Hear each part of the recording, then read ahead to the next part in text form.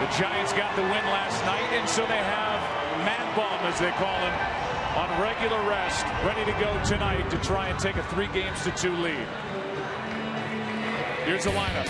Little change tonight for Ned Yost and the Royals.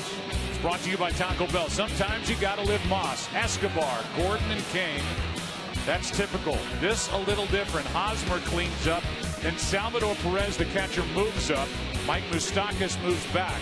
Omar Infante, Gerard Dyson, and James Shields. He'll do the pitching. Pressure is on him. He'll bat ninth, and here is a left-hander. You see now, we flipped it. The regular season, all that work is at the bottom, 18 and 10, and at the top is 5 starts, the great ERA, and he knows how to shine in October. I'm telling you, he's putting together a fantastic October resume, especially in the World Series. 3-0 with an 0.41. Now listen, second time around seeing Kansas City, I don't think he'll be that much different. Very aggressive pitcher, cutters and fastballs in on the right-handers. And last time the breaking ball turned out to be a difference maker as well. I thought it was interesting how in Kansas City he started out with a lot of off speed, and then as the game picked up, then we saw the traditional pound him in with the hard fastball and cutter.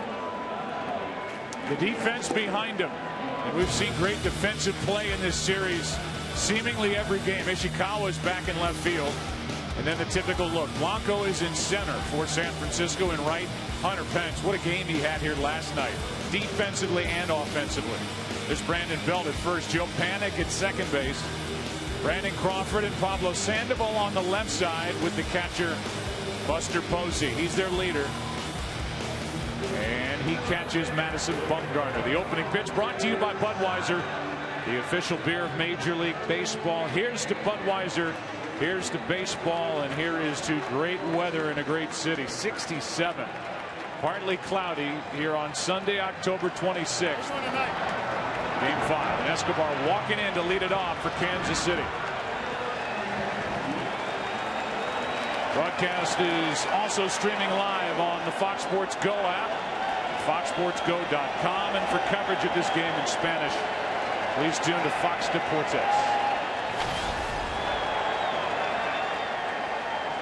You ready, Joe? I'm ready. Here we go. No better setting in baseball. Right here. Escobar is up there hacking, and he gets under it. Flies it into left. Ishikawa coming in. One pitch, 1 out. Home plate umpire tonight, working the plate, and working in his first World Series is Hunter Wendelstedt, with Jeff Kellogg at first. Jeff Nelson at second, Eric Cooper at third, Jim Reynolds is in left, Ted Barrett in right. The replay umpire in New York is Jerry Meals.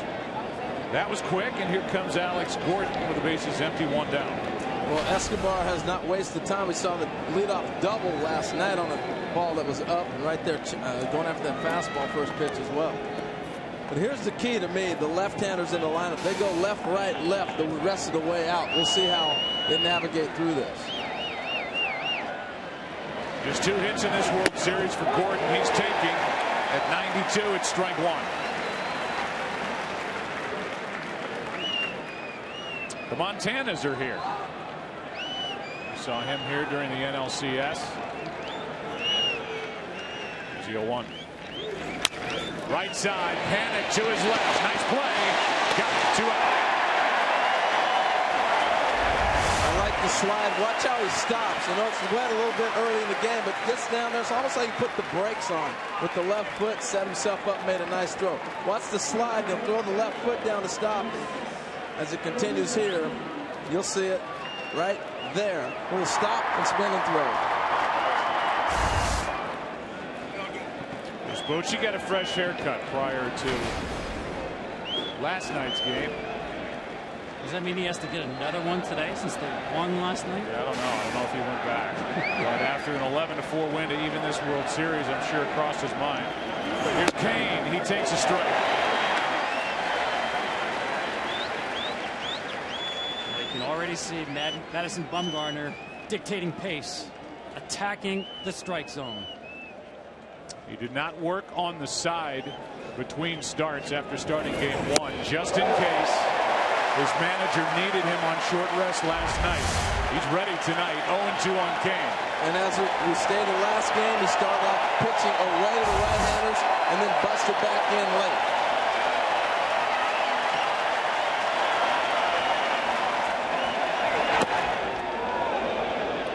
One and two.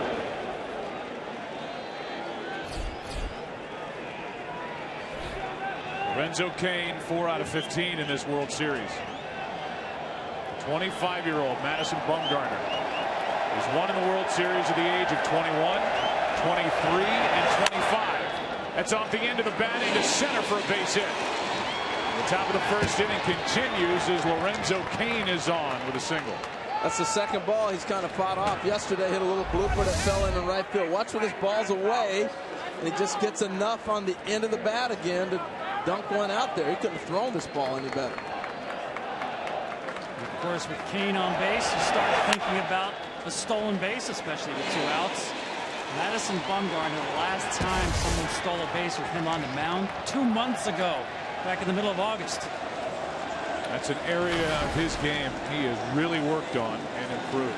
Quicker to the plate, better with looks to first.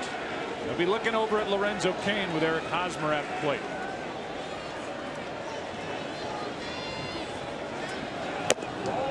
Ball one outside, and after leading the big leagues in stolen bases with 153, the Royals have 1 steal in only 2 attempts through 4 games in this World Series.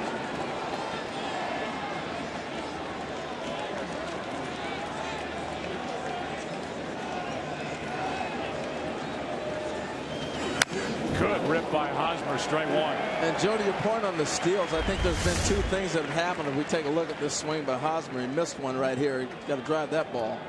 But with the steals, I think the Giants pitching has done a nice job of breaking it up. But also the games have dictated why they cannot run. That's why it's been so important for the Giants to get out front. You shut down the running game. You're not going to run when you're down 5-6 runs. 1 ball, 1 strike. 1 on, 2 out.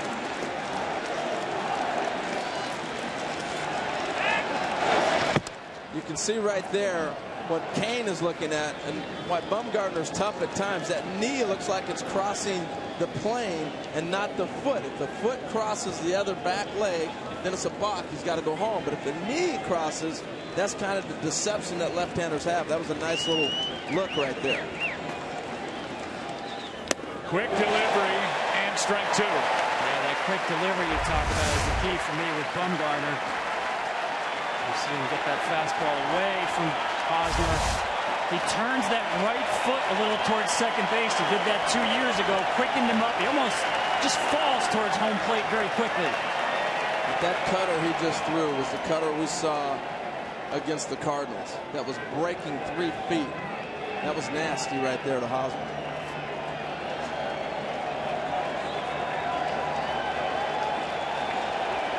In no particular hurry. No, it's his game. He is in control, in charge, and through a scoreless first inning. What more do you want? That's inning number 257 this season for Madison Bumgarner. Now it's James Shields. Moss. It's Blanco leading it off in center. Then it's Joe Panik batting second and second. Buster Posey hits third. In the middle, Pablo Sandoval, Hunter Benson, Brandon Belt, Travis Ishikawa back in the starting lineup. Brandon Crawford, the shortstop, and a good hitting pitcher. The best in the game, Madison Bumgarner, batting ninth. And if your nickname is Big Game, there's never been a bigger game for James Shields, and he's going to show up tonight for Kansas City. Well, we talked about it at the top. Middle relievers used often last night. They need length out of James Shields. That's been an issue this postseason. The changeup is the key for James Shields. Defensively behind him, we've seen this outfield cover everything. Alex Gordon in left. Gerard Dyson, what a catch he made here last night. He's in center, over and right. It's Lorenzo Kane. Staying on the right side, Eric Hosmer at first. He's a Gold Glover. Omar Infante at second. Alcides Escobar is the shortstop. Mike Moustakas at third. The young and very good catcher Salvador Perez for James Shields. It was 14-8 during the regular season, and so far 1-1 this postseason as he makes his 5th start. It's the most intriguing part of the game for me. We don't know what he's going to bring, and it's been well documented how he's got to get deep in the game, but we'll see how he makes adjustments along the way. Definitely made some mechanical adjustments after that Game 1 start. And he throws one pitch and gets one out as Blanco grounds to first to start the night for the Giants. Boys are wasting no time swinging. Escobar swinging first pitch. Blanco first pitch. Well, the Royals leave tonight after the game. The Giants have a sleep study expert. They've been doing it for a couple of years now. They do not travel. They have an off day the next day. They'll travel tomorrow to Kansas City. Ned Yost and his crew will be back in KC late tonight. Better said tomorrow morning. With one out, nobody on, here is ball one to Panik. Well, that's almost bucking the trend in baseball. Almost every major league team, this is the first time I ever heard of it, every club travels after that last game. See you later. First time I heard of them staying overnight. That's a strike, and the count 1-1 from Shields to Joe Panik. Not many teams have their own sleep coach, though. Really started back in 2010, and they said the sleep expert said you guys are better off going to bed traveling the next day. The only time they went against it was after Game 2 against Washington. There's another strike. That was in the NLDS, and what did they do when they got home? They lost Game 3 to the Nationals. They're back on the plan now. My mom was my sleep coach. It was like, time for you to go to bed. Non-negotiable. Here is a 1-2 from Shields. That dips down and away. 2 balls, 2 strikes on Panik. That changeup right there, though, Tom, is what you've been talking about. That was a good changeup. He's been hanging that pitch. It hung around the knee and dropped down. That's a great sign for James Shields on that changeup. Absolutely, and a great take on the part of Panik. The rookie takes outside, a full count. And this guy getting nails with 2 strikes. And his plate discipline is just off the charts for a young player. That's a tough pitch to take right there.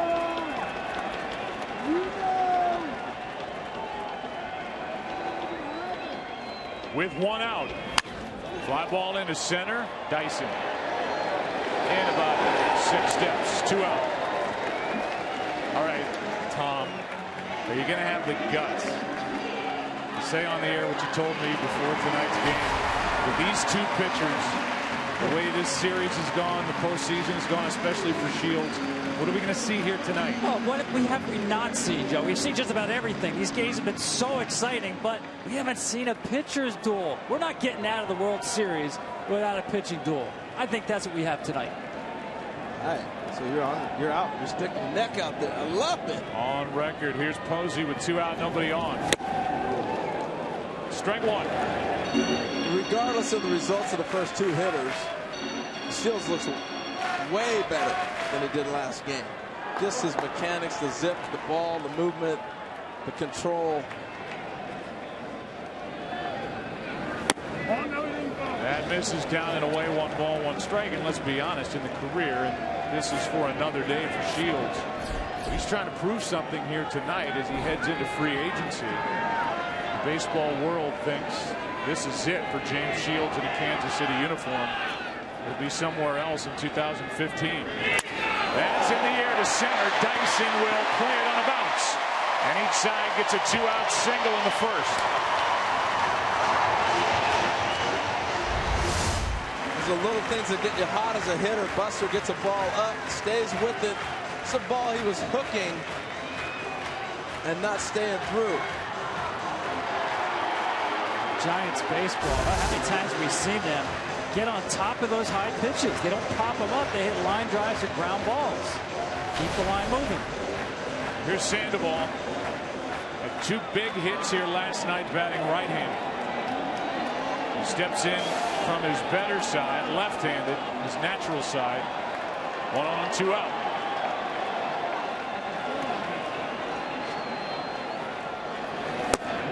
Ball 1. Our home plate umpire, Hunter Winstead, he's a low ball ump. and the zone will be tight early. And they loosen up as the game goes on, but he makes you throw the strikes and keeps the game moving early.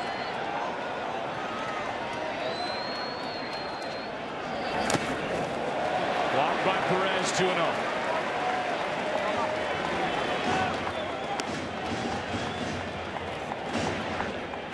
Hunter Pence on deck. With that more than awkward practice swing he takes. On deck, sir. Ugliest practice swing in baseball. It's so ugly, but it works for him. That's all that matters.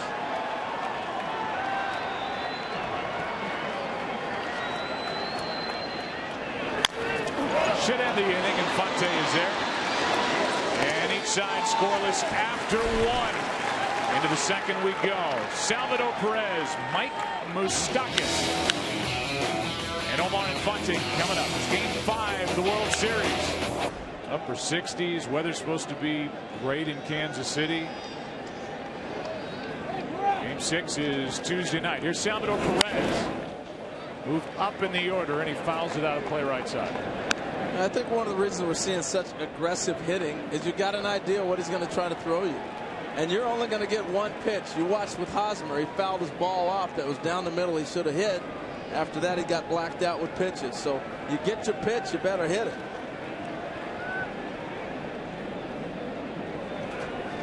Perez 5 out of 14 in this series. That's inside a ball and a strike. Yeah, I mean, you're talking about one of the most aggressive pitchers in all of baseball. Bumgarner throwing almost 70% strikes in the postseason. And the Royals, one of the most aggressive hitting teams in all of baseball. You see a quick pace in these batter-pitcher matchups.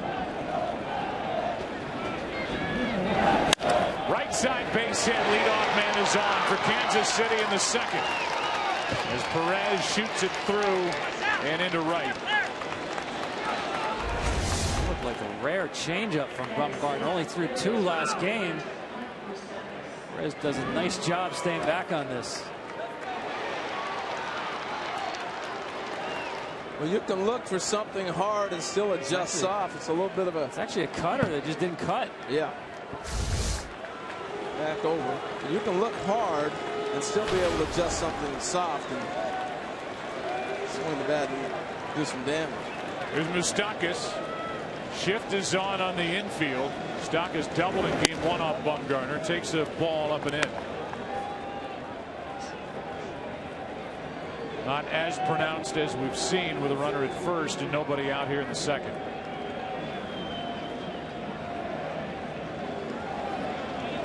Three out of 13 in this World Series is Moustakas, who hit .212 during the regular season and got sent down to try and learn how to enjoy this game again as he's up on the count here 2-0. I just go back to Kansas City and he rocketed that ball the first at bat down the right field corner. See if they're going to continue to try to stay in there. You know, he's looking in. You can almost see him start to open up as the ball's coming in the inside half. 2-0 will be interesting here.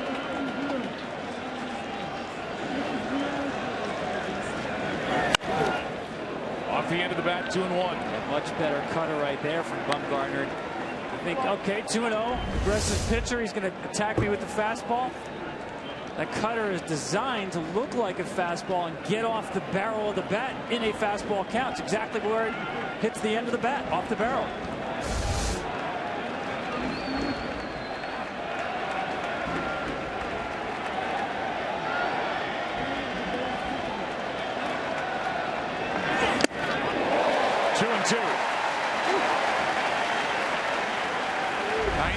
From Bumgarner.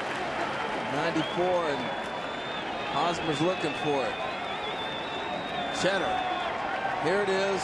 Hit it.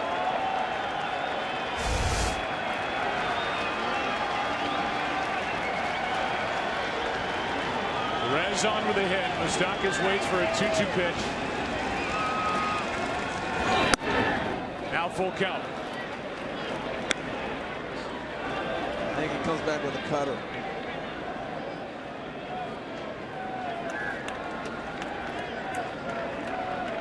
Seven innings in Game 1 for Bumgarner. A run on 3 hits.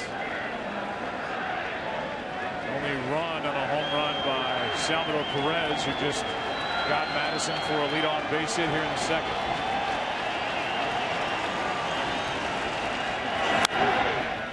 foul back. I'm looking at the defense. It's interesting how Sandoval now has moved all the way out to the shortstop position. Now, if a ball has happened to be hit to the second baseman panic,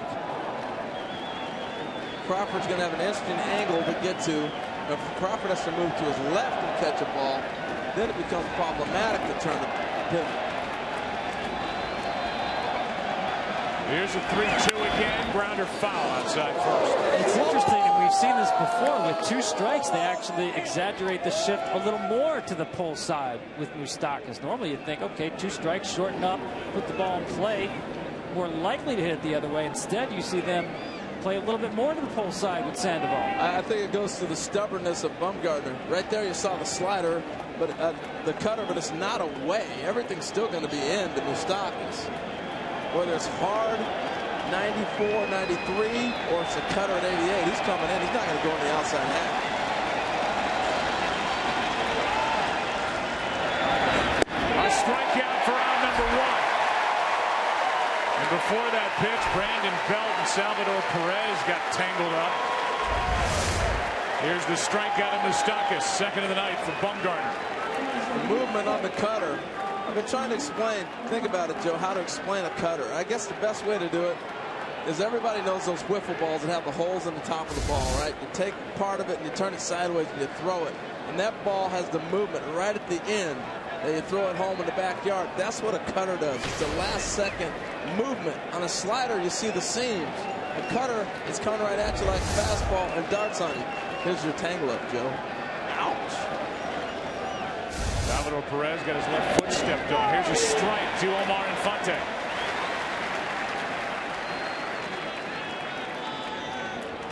You know what I'm talking about with the wiffle ball, though, right? Absolutely. Everybody was built fly level with that curve, with that wiffle ball, right? Gary Zito.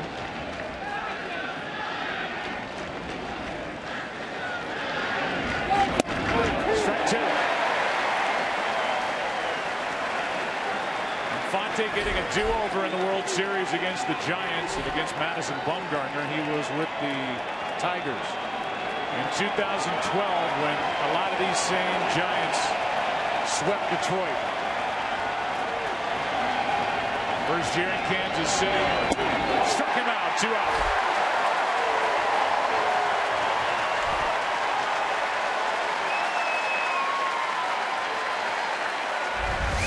That was just masterful how he did this. He went away with the curveball. He busted him in with the cutter. Then he went the hard fastball, and then he throws this breaking ball that's about 70-some miles an hour. So 3 different pitches, 3 strikes. Now the inning is up to Gerard Dyson. Leadoff hit by Salvador Perez. He hasn't moved. Dyson takes a strike.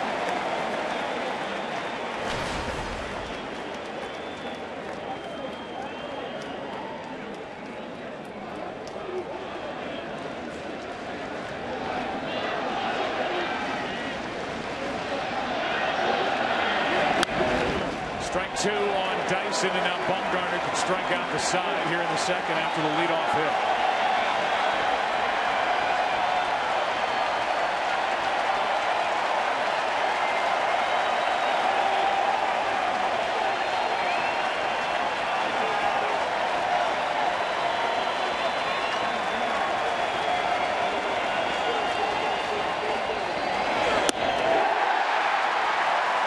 Masterful.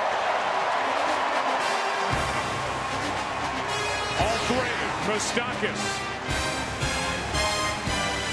Infante, and Gerard Dyson. 4 on the night, 3 in the inning for Bumgarner. No score after 1.5. Here's Hunter Pence leading it off in the second for the Giants. Big night last night. Strike 1. Everybody's hacking early, Joe. Letting it fly. Last night, 3 out of 5, 3 RBIs, 2 runs scored. A brilliant catch in right field for Pence, and now he's in the hole here tonight, 0-2. Well, here you go, 2 strikes. Hunter Pence, 4 for 8 in the World Series with 2 strike counts.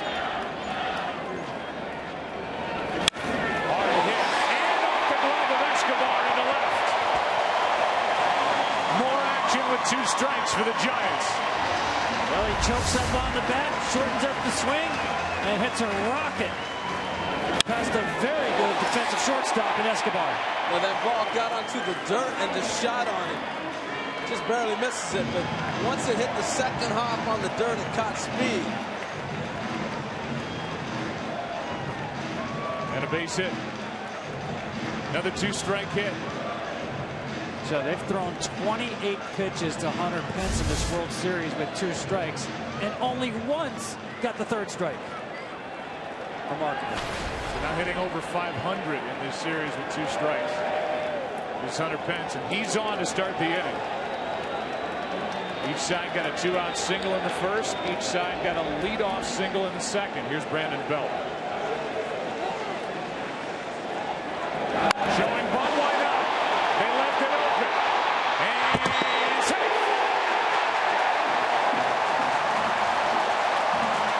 You might get a review on this one.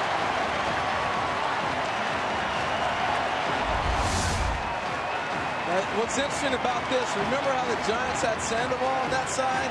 Escobar, the shortstop, is on the other side, so he bunts on the shortstop basically. Because of the arm of Escobar, he makes this bang-bang. From that angle, it looks like he's going to be safe.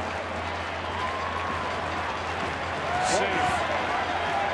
And so there you go. We talked about this early in the season, guys, that in the postseason, all these shifts may be diminished because of that. Brandon Belt, they're daring him to bunt, and why not? Take what they give you. It's a great play because even the worst case scenario, he's thrown out. You've moved up Hunter Pence to scoring position. There's Ishikawa, 2 on, nobody out. Strike 1. It's a great play, and I love the fact that you're now forcing the shortstop to play third base. That's not his natural position. Escobar made a great play to barehand and make the throw. But there's not a lot of shortstops that make that bare hand coming across and make a throw like that. And I'm sure the Royals had the information. Brandon Belt, no career bunt hits. But as you said, Joe, postseason, it's a different ballgame. Those metrics in the regular season don't apply directly to the postseason. The runs are a premium. In a pitcher's duel like we will see tonight, pick up that 1 run if you can. We have 2 on, nobody out. The batter is Ishikawa with Crawford and Bumgarner to follow.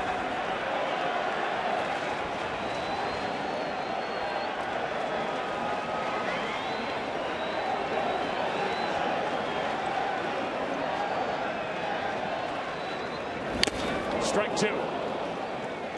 Tom, you talked about it earlier. I'll bring it back right now. The changeup. No swing and miss last game right there. It's another changeup. Foul tip. But he got the result he's looking for. Ball ended up in the glove instead of in the seats. 71 pitches in game 1. Just 2 swings and misses overall. It's been 6 years since he only had 2 swings and misses on his start. That's not James Shields. Looks better tonight. Goes around the strike zone 2-2.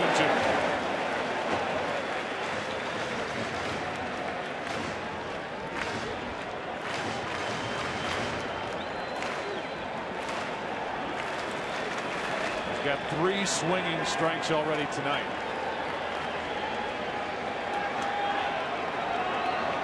He needs another right here.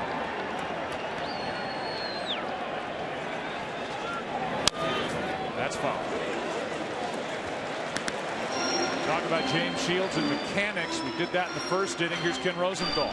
Well, Joe, here is the adjustment he made. He dropped his hands in his windup from his chest to his waist, and it's making a difference from him. You can see here the difference. On the left, game 1. On the right, game 5 here. Hands are lower. And the difference, guys, is that he was too east-west with his hands at his chest. Now he's more north-south, more on line to the plate. His pitches are not flattening out in the same way they were before. Now it's a full count on Ishikawa.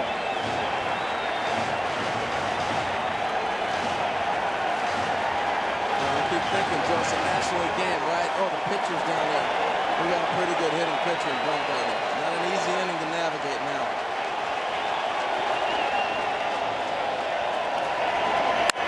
Into center field, back is Dyson, tagging his pitch. He'll head to third. Belt is going to try and make it to second. He will. And the fly ball by Ishikawa moves both runners up. It's a great tag up by Belt. As soon as the lead runner tags, you tag. And what happens as the runner from first base, as that ball's in the air, you read the flight of the ball. If it's on the bag, you stop and go back. If it's up the line like this throw is, you continue on. Here's a look at both the runners. You see the throw right there. As soon as Pence goes back, watch Belt at first. He goes all the way back. Now you go, and what he's looking for, if they cut it, you go back. If not, you continue through. So now a hit could mean two. First base is open. Pitcher on deck, but not your typical pitcher as far as swinging the bat. It's Brandon Crawford who has hit in each of the first 4 games. Strike one.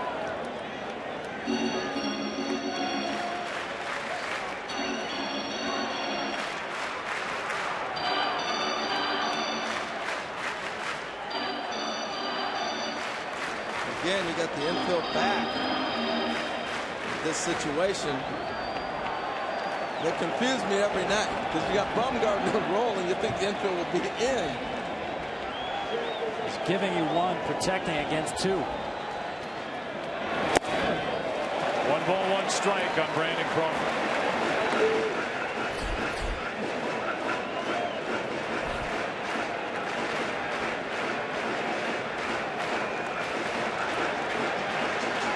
Bumgarner on deck. The pitcher hit 4 home runs this season.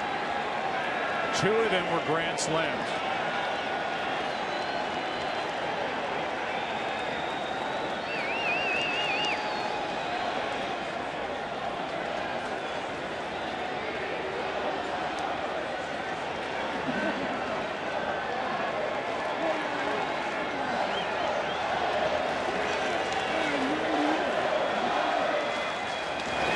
Outside, ball 2.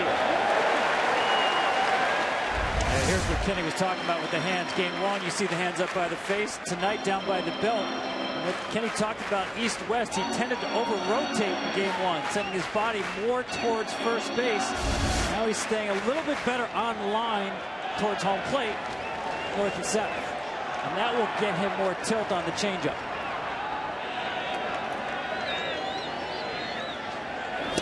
Strike 2. Right there. Right on cue. Absolutely. Game 1, that changeup was kind of going horizontally. Now it's going down. The depth on that changeup. That's north and south. That's a tough pitch to hit. Looks like a fastball right there from home, doesn't it? Then all of a sudden the bottom drops out.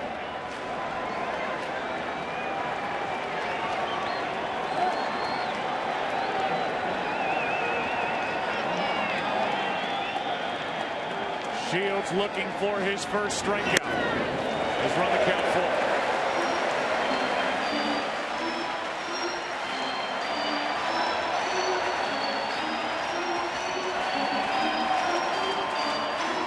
He loves the changeup with 2 strikes. If he's got the full confidence in it, that's the pitch right here.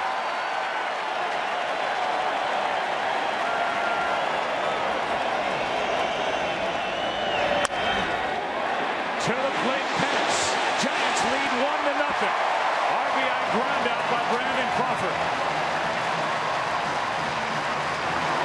Well, you saw the infield back. They got the ground ball. They got the out. And I think you play this way because you have the pitcher coming up. And I know Baumgartner is a good hitting pitcher.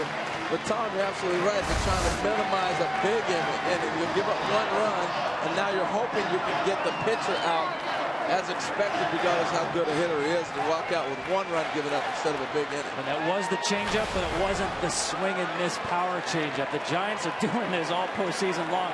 18 runs now scored without a hit. First RBI this World Series for Crawford, and a big swing and a miss by Bumgarner.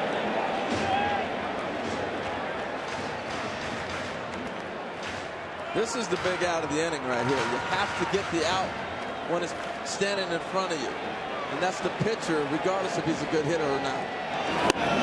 Went around that strike 2. Well, especially the way you defended Crawford. You signed up for conceding a run and making sure you didn't give up a second. You have to get Bumgarner right here.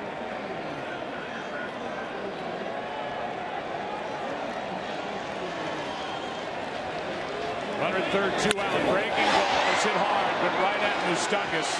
And the inning is over. Giants are on top in game number 5 here at home. Trying to take a 3-games-to-2 series advantage. And there's Hunter Pence right in the middle of it again. Got off with a hit, scored the run. A bunt single by Bell to help set it up. RBI Crawford, 1-0. Call 1-800-DIRECTV. Pitcher James Shields first up. Bumgarner has struck out 4 tonight, including the last 3. And the first pitch is a strike. Shields 2 for 7 swinging the bat this season. 1 RBI.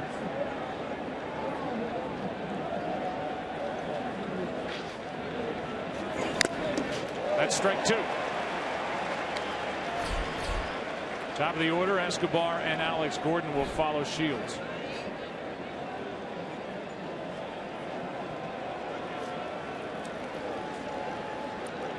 That man Salvador Perez led off last inning with a single. Then Bumgarner struck out the side. Here's a fly ball into center. Blanco is there. These games big for everybody. And Hunter Wendelstedt, the home plate umpire, nice enough to wear Mike. Sound a little bit. Hey, thanks, man. See you in a bit. Yeah, let's have some fun. Mike, how you doing, my man? Doing great. Oh, having a blast. Everything's great. How about you? Everything good?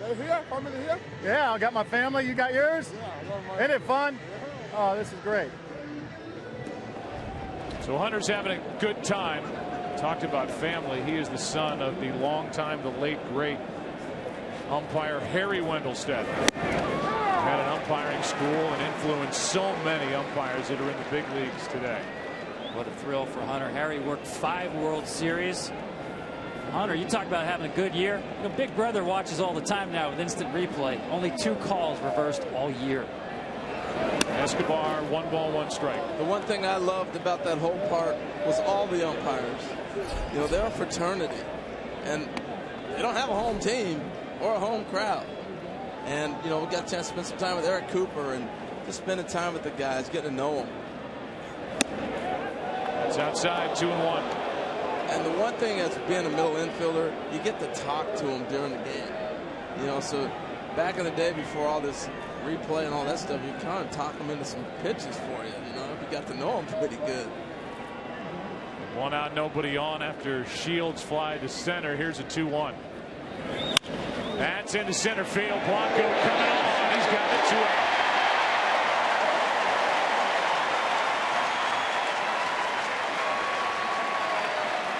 Let's go back to the strikeout in the 2nd inning on Jarrod Dyson. Well, here's a 3-pitch strikeout. Okay, here's all the different looks he gave him to get that last swing. He'd gone down, went up the middle, and then he went up high.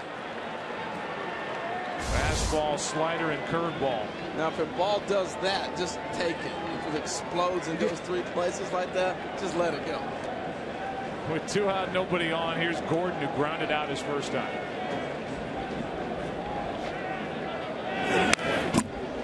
A good swing by Alex, strike 1. Now, Eric Hosmer talked to us as left-handed hitters against Bumgarner. If that front shoulder leaks a little bit, you have absolutely no shot. That's what happened with Dyson and Moustakas. I'll tell you, one decision Ned Yost is going to have to face is, does he get Billy Butler in at bat with a runner on base for one of those left-handed hitters? Because Butler is his best option against Bumgarner. He's the DH. And obviously with no DH in the ballgame, he has been unseen through the last 2 games. And he's 3 for 6 with a home run off Bumgarner. Big disadvantage not having it. 0-2. Gordon hung in, fouled it. You saw the low strike on 0-2. To get to 0-2, I should say. That is the zone of Hunter Wendelstedt. You got to figure out the zone early as a hitter and be able to go ahead and adjust. That's why he's attacking on the other pitch and fouling it off.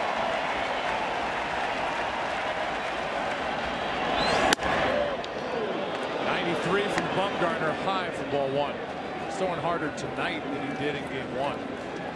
It seems like Joe, too, when he needs that with 2 strikes, he goes upstairs with that four-seamer. It's got a little extra giddy up on it.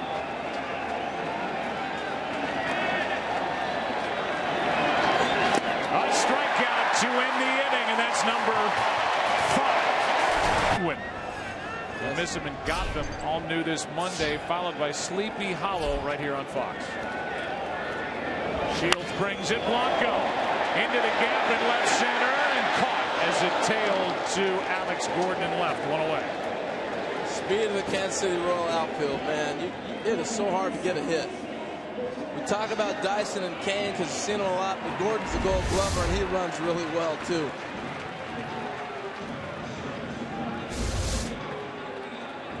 The switch he made, the former third baseman. Got a chance to visit with Dave Righetti, the pitching coach of the Giants, during the break. Here's Joe Panik, 1 out, nobody on. Panik takes a strike. Joe made his first start June 22nd at Arizona. He was one of 7 different players to start at second base this year for Bruce Bochy. And he said about a week, Bruce did, into Panik's time in the big leagues, he said, we've got our guy. And he's got a star.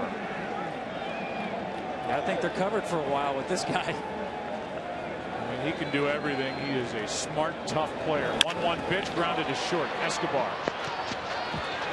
2 out. Here's Dave Righetti. First question about his left-hander, Madison Bumgarner, and what he's seen so far tonight.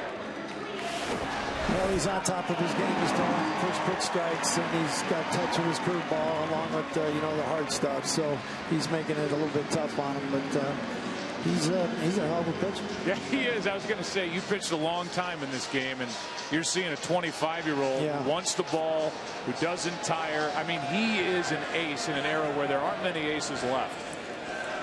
He's grown into that, and it's it started at the beginning of the year. We weren't quite sure. We gave him a chance of being the lead dog this year, and he's taking it with flying colors, obviously.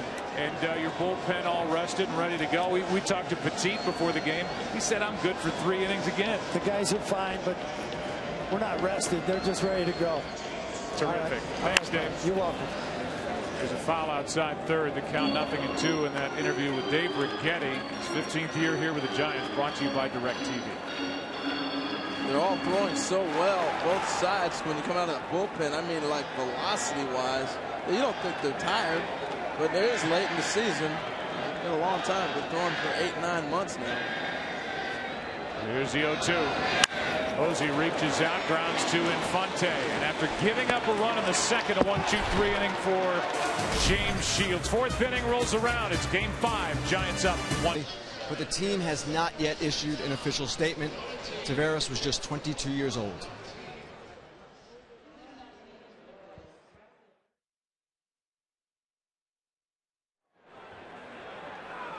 Just breathtaking news about the 22-year-old Oscar Taveras. Cardinals believing he was their best hitting prospect since Albert Pujols came out of that system. But beyond baseball, 22-year-old life ends today.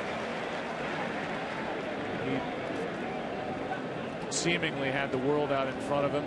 The big leagues, had the pinch hit home run during the NLCS. But that just takes your breath away. Just shows you how vulnerable life is. To spend the time that we got to spend with the club during the playoffs and be every day greeted me with a smile, hello, how you doing, polite, just kind, and it's hard to even imagine. Just heartbreaking. Certainly our condolences go out to the Taveras family and the Cardinals family as well.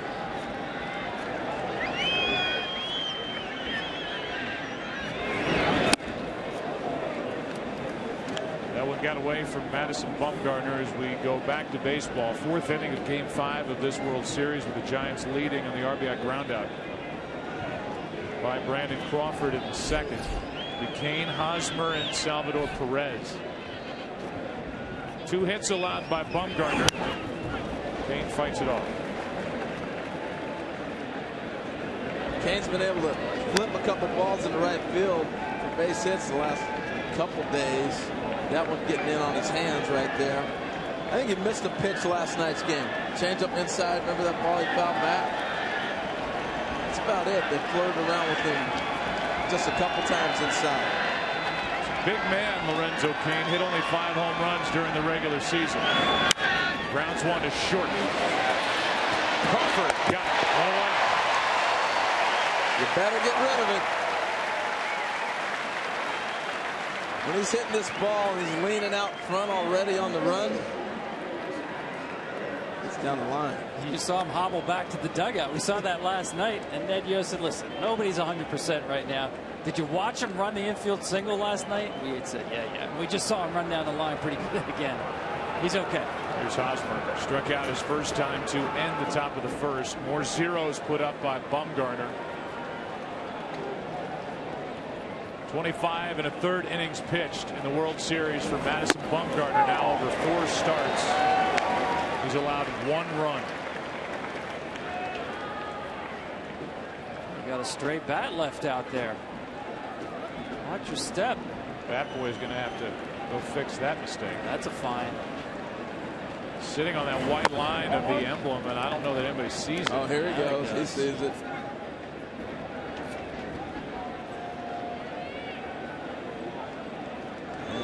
See what happens when the game's on TV. He's got that little man in trouble. We just wanted some TV time, maybe. Delay getting that bat, and they'll put me on TV. Here's a 1-1 pitch to Eric Hosmer, who has 17 hits this postseason. Off the mask of Buster Posey. I believe it caught Posey, or did it catch Wendelstedt? It got him. He was shaking his head immediately. You know, and here's the relationship we were talking about with the players and the umps. The time that Hunter Wendelstedt's given Buster right now to, and Bumgarner even giving him time to shake that off. You know, the umpires get this villain. He's the villain. You know, there's a relationship there. And he immediately took time for Buster.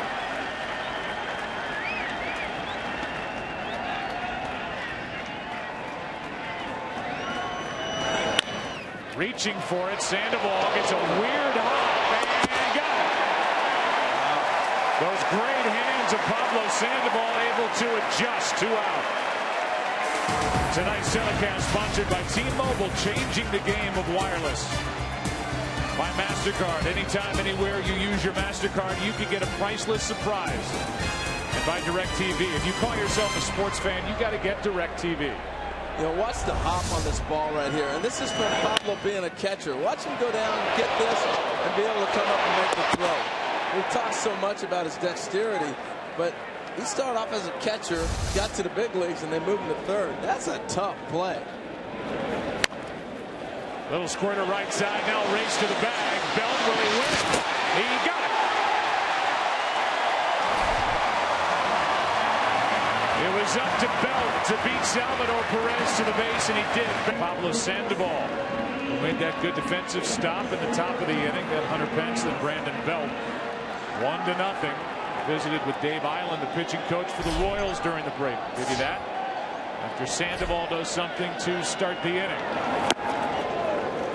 Strike 1. We talk a lot about Shields' changeup and his curveball, but the cutter is working tonight as well. That's the pitch he wants to get in under the hands like he did right there on a left-hander. He's got it all working. Problem is he's matched up with Bumgarner. He's allowed just 2 singles, struck out 5. That's past Moustakas in the left. And Sandoval is on to start the bottom of the 4th. First question for Dave Island was about his starter tonight. James Shields looking better than he did in Game 1. It's brought to you by DirecTV. He's under control. He made a slight adjustment with his hands, getting a little bit better rhythm, getting to his arm slot a little bit more consistently. which is going to make him command the baseball more. So far, so good. He just has to stay aggressive and stay on the attack. Well, the way this thing has started, it's a tight one here in Game 5, and you've got your big three at the back end of your bullpen rested, ready to go. And according to Ned Yost, they can be stretched out tonight. Yeah, they have to be. I mean, you know, we're approaching this thing like there is no tomorrow. So they're well rested and ready to go. We're not going to be afraid to turn to them earlier than we normally do. All right, Dave, thank you.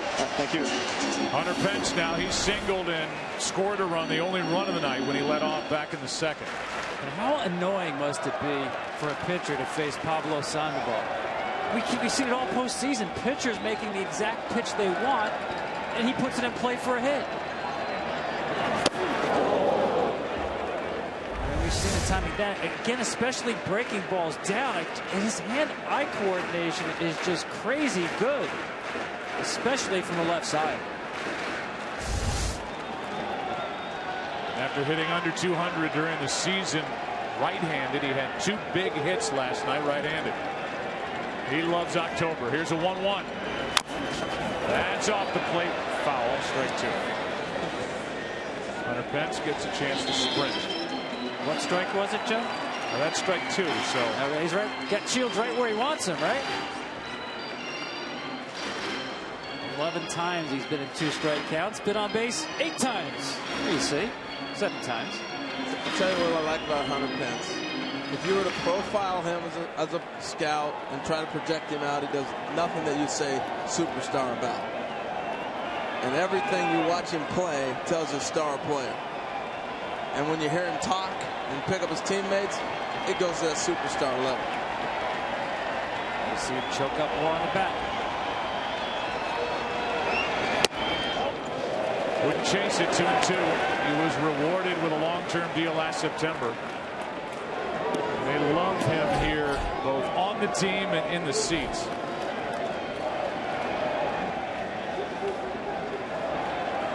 Houston, Philadelphia, San Francisco. His stops in the big leagues. The 2-2. He struck out and lost the bat in the process. One away, and the bat ends up out in front of short. And he said, hey, I found that ball. Well, yeah, you did, but Perez caught it. Look at this. Do anything you can to make contact. I'm not sure he even tipped it. Yeah, he was claiming he did, but no matter. I like the reaction after, when he gets a chance to swing and miss, and then he turns to James Shields and says, you okay? My bad, man, my bad. So now 1-on, 1-out for Brandon Belt. They had the shift on for Belt with a man at first and nobody out back in the second. He dropped down a bunt. Now Shields misses inside, ball one. Again, the cutter under the hands. Sandoval spoiled it with a ball that was away. He was able to shoot it to left. He wants to go in and out on these lefties. Let's go, bro.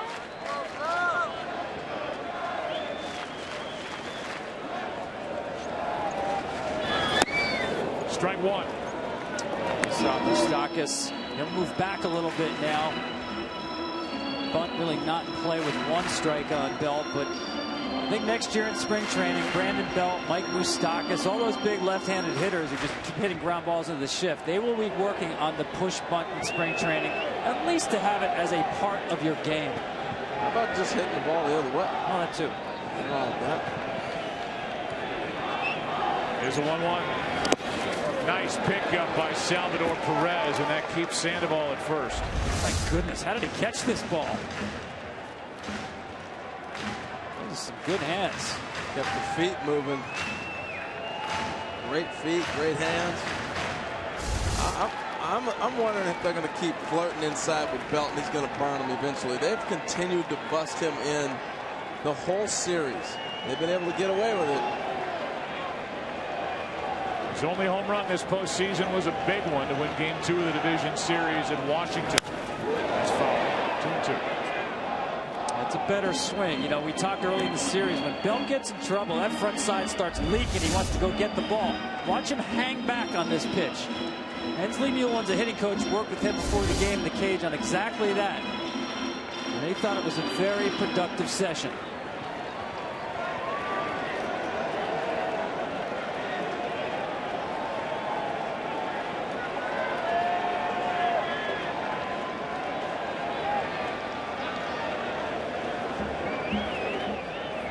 On 2-2. A strikeout. Back-to-back strikeouts after the single by Sandoval. Now when the changeup looks like the curveball, and you're not sure, that's a nasty pitch. Curveball right here. 80 miles an hour. It's not the hard snap. This is just almost a variation off the change. It drops like a changeup would, but you don't have the tilt that a normal curveball would have. Well, we thought we'd get a different James Shields, and we are. That's now 11 swings and misses on James Shields' pitches. Ishikawa now, runner at first, 2 out. Back into the order for the Royals in the 5th. That's Moustakas, Infante, and Gerard Dyson.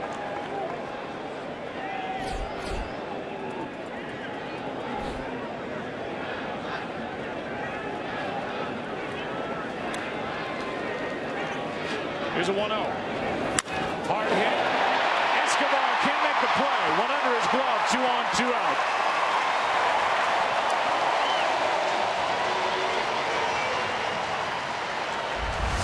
Now this is a ball. Escobar, I think he's thinking how he's going to throw it, because he's already getting a position. Watch, he takes a couple steps. Now he's standing right there. He's thinking about how he's going to set up and throw.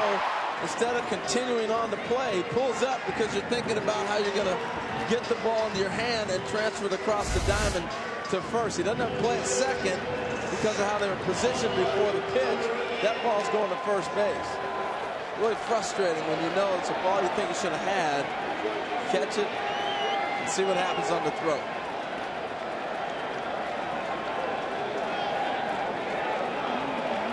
Here's Crawford. Only RBI of the night. It came on a ground out in the 2nd. Rule the base hit. Off the bat of Ishikawa. Strike 1 on Crawford. That RBI ground out. Very interesting decision by Ned Yost to concede that run, because we saw him play aggressively last night facing Ryan Vogelsong, bringing the infield in the 1st inning, and he conceded the 1 out with Crawford, even with 2 strikes. A lot of times we'll see a team with 2 strikes begin to roll the infield in, hitter more defensive, more likely to hit a soft grounder. Ball 1 strike, and Salvador Perez keeps it at the plate. And because of that very point, Tom, that's why I said I'm a little confused. Because you know you're going to get runs off Vogelsong. There's not going to be a lot of runs tonight off Bumgarner, so you want to cut those runs off, unless they saw something first inning that we did not see. And haven't seen since. Because he has pitched through 4. Bumgarner, 2 singles, 5 strikeouts, no walks. The 1-1. Good pitch down and in, strike 2. I really believe Ned Yost is really protecting against the 2nd run against Bumgarner by having the infield back. Base hit, infield in, 2-run score, and then you're really in trouble. And that was that little cutter. I mean, it's a weird action because the release looks like a curveball, but it's breaking like a cutter.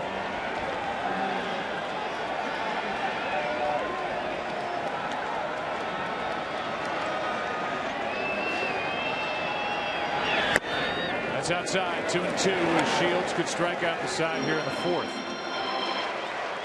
Sandoval led off with a base hit. 2 out hit by Ishikawa.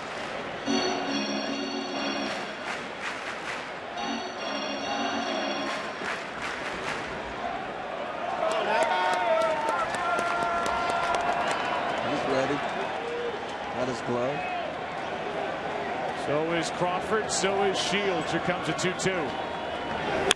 Just dumping it into center. Base hit. Kicked in center. And Sandoval will score to make it 2-0.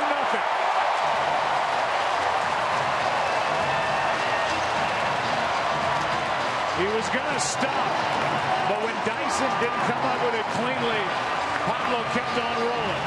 Yeah, and I think Dyson thinks with 2 outs, you're running on the crack of the bat. He's got no play. The only play he's got is to maybe come in and get it. And here's what you're talking about, Joe. Oh, he stopped on his own. Flannery was waving him all the way. Yeah, I don't know why he'd be stopping or looking for a stop sign. 2 outs, pitcher behind you. And that's what Dyson was thinking, that he's running all the way. Now it's Bumgarner has the 2-run lead. Strike 1 from Shields. Maybe Sandoval's the only one that didn't know there was 2 outs. He definitely is coming to a halt at third with Flannery waving him home. Once Dyson didn't come up with it cleanly, Pablo kept on coming. It's 2-0. Bumgarner's not happy with himself. He just got a nasty cutter away from him. He thinks he should have hit it. 0 for 12 this postseason is Bumgarner. No error charged on the play in center. It's an RBI hit for Crawford. 0-1. I mean, again, this is a scenario where you want to leave giving up 1 run. It's a big out right here. The strikeout ends the inning. Tonight, both RBIs belong to the shortstop, Brandon Crawford. And Madison Bumgarner, upset about the strikeout, will head back to go into the 5th inning here in game number 5. And now Madison Bumgarner has retired 10 in a row. And he will deal with Moustakas, Infante, and Gerard Dyson. 9 in a row to this point through 4. Working in the 5th inning, Moustakas struck out his first time. Big shift on in the infield and a little line drive caught by Crawford one way. Let's go back to the hit by Brandon Crawford. Look, the pitcher makes his pitch. Shields right here. He's got the pitcher on the on-deck circle, 2 strikes on the hitter. This ball's going to bounce in the dirt. And Crawford takes a pitch that was down the way and is able to handle it and dunk it in there for the knock. Talked about frustrating at bats, Tom. This is one that would frustrate you at the end of the night. He went to the Panda School of Hitting, Brandon Crawford. You saw Perez. That glove was in the dirt. That ball was going to bounce. And Crawford did a great job. 2-strike approach. So now 10 in a row retired by Bumgarner. Here's Infante. He takes a strike. Omar struck out his first time. Bumgarner at one point retired 12 straight in game 1. Peavy in game 2 retired 10 in a row. Game 3, Hudson got on a roll, retired 12 straight. Bumgarner now has set down 10 in a row.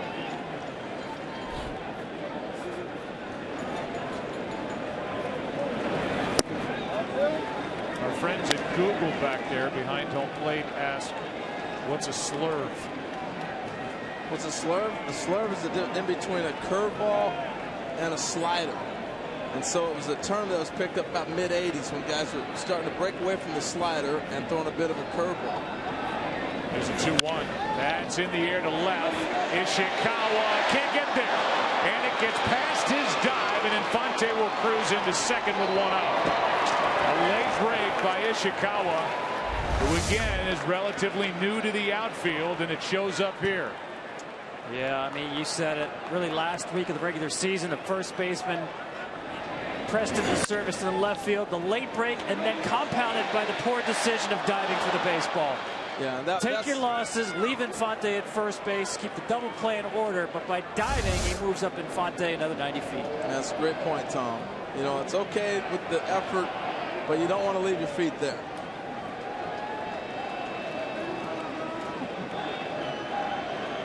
So the double from Infante, a ball that certainly could have been caught. And it's Dyson. Joe, this was the at-bat I was thinking about before the game. Got Billy Butler with the career numbers, 3 for 6 against Bumgarner. RBI situation. Do you fire that bullet? I know it's early in the game. It's also game 5 of the World Series. Dyson struck out his first time. And now he's in the hole 0-2, and he came into this game hitting 130, Gerard Dyson, since the end of August. You also have to factor in you have home field advantage for a reason. They came here and did what they needed to do. Now, you don't want to win every game and every opportunity, but you have to have Shields get you deeper in this game before you shoot that ball at the pitch hit. Big at bat here for Dyson. And he stays alive. Meanwhile, when we talk about how new Ishikawa is in left field, he's made 16 career outfield starts, 13 of which have come this postseason. That late break and the dive and some of the decisions, and we've seen throws that haven't been that strong. Understand, he's new to the outfield and getting a baptism by fire in the postseason. Actually done well considering on-the-job training in the postseason. Here's the 0-2. And just missed inside after going away with everything. Bumgarner came inside to Dyson and just missed. Yeah, he wanted it, but didn't come back. Now this ball didn't quite make it back. Nice job by Hunter Wendelstedt staying on that pitch. Fonte at second, one out. A strikeout. That's number 6 on the night. Harold, that was the at-bat I was talking about here with Dyson. Butler for Dyson to take the shot. I mean, Bumgarner is such a difficult matchup for any left-handed hitter. I thought you were talking about the pitcher. I didn't know you were talking about him. I'm with you on Shields. You got to get length out of Shields in this game.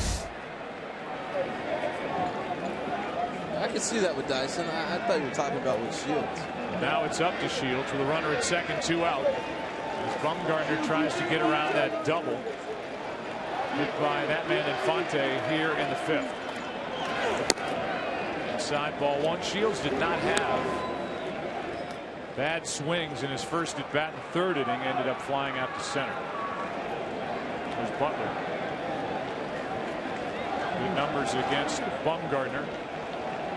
Was solid in the first 2 games of this World Series back in Kansas City.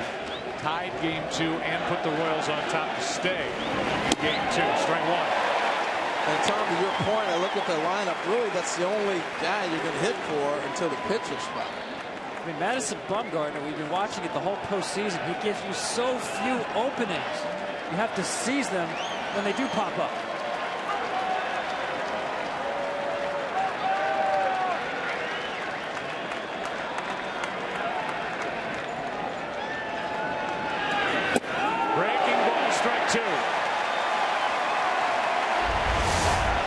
The difference in the National League game to the American League game. We watch Shields get out of 2 jams by getting the pitcher. And now Bumgarner's down to the pitcher to get out of this inning.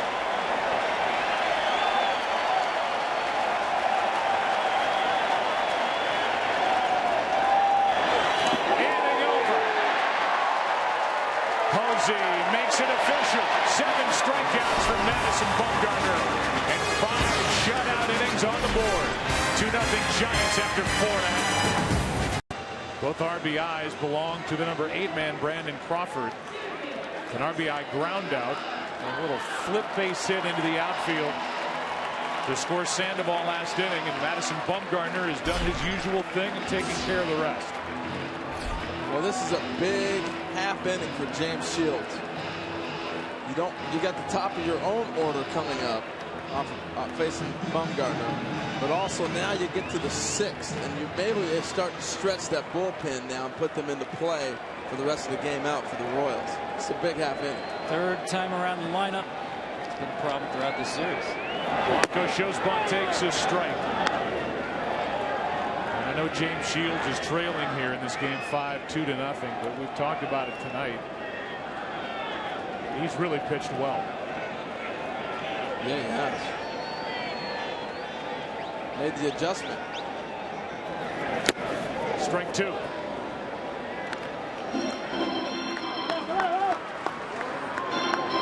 at what's happened with the Giants in this World Series when their leadoff man reaches base. It's happened 16 times. They scored 24 runs. When the leadoff man does not, they haven't scored. Not since Game 5 of the NLCS when Panic went deep. And a 2-run shot in the 3rd inning. You see little Bobby in Kansas City right now, little kid about 10 years old, saying, well, then get him out. Blanco is 0 for 2, leading off innings.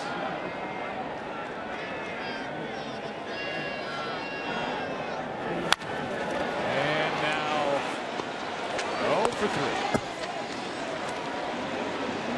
Have you heard about the new show Empire? It's coming in January, starring Terrence Howard as a hip-hop mogul and Taraji P. Henson as his just out of prison ex-wife. If you love high drama and amazing music, this is the show for you. Empire premieres in January right here on Fox. Terrence Howard can act. You name it. He's good in it. Yeah. Happy to have him at Fox. So now with one out, nobody on. Here's Joe Panic, who's 0 for 2. Breaking ball, strike from Shields. Top of the order, we're back for the Royals in the 6th with Escobar, Gordon, and Kane.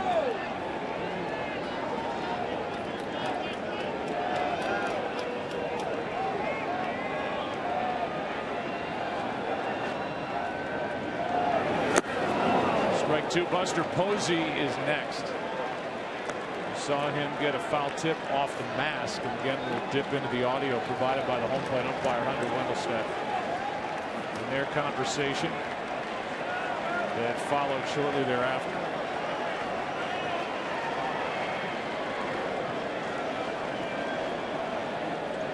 The 0-2.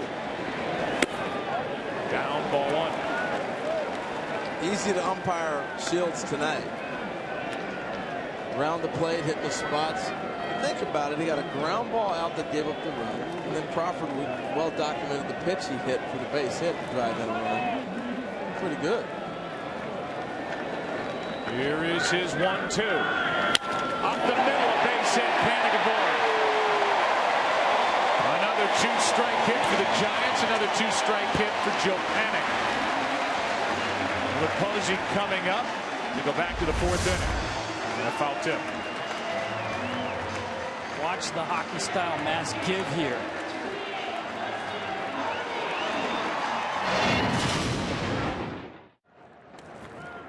Oh, I got you.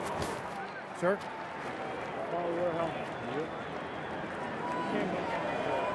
All right. Take care of me. Got to just check with you, my brother. All right. Those just sound nasty. I'm sure it doesn't sound good from your perspective. 1 on, 1 out. Buster takes one in the dirt. Perez can't make the play. Down to second with good base running. Panic. Well, this is attention to detail.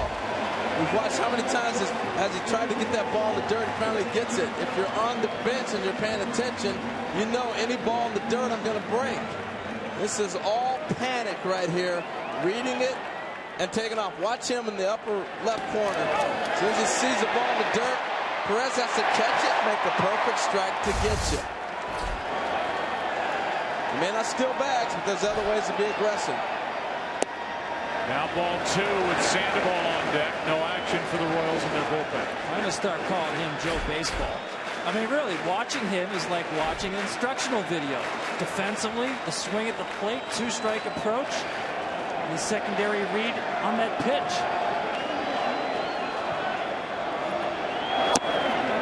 That's down 3-0.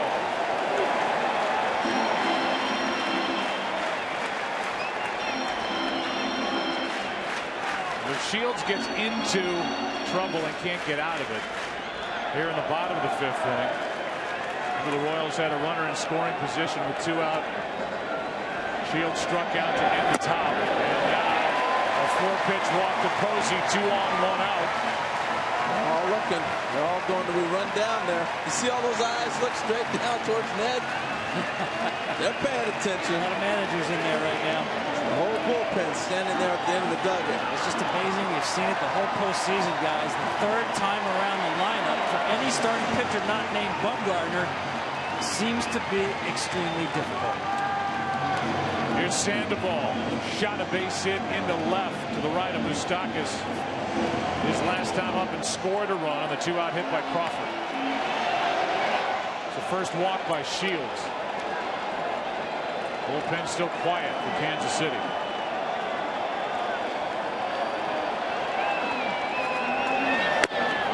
Is this Pablo Sandoval's last game in the home jersey for the Giants? He's a free agent to be, and he will get a lot of interest that interest will spike after what he's done again in October. They love him here. Good rip. Strike two for a guy who was the World Series MVP in 2012. You know, here's one of the things I love about him. When he comes to the plate, this is what he did. As soon as he gets to the plate, he walks up, he's surveying the field. How are they going to defend me? What are they looking at? He's looking around to see how they're going to defend him this time. This is before the first pitch. Now you got a gauge of how they might try to pitch me.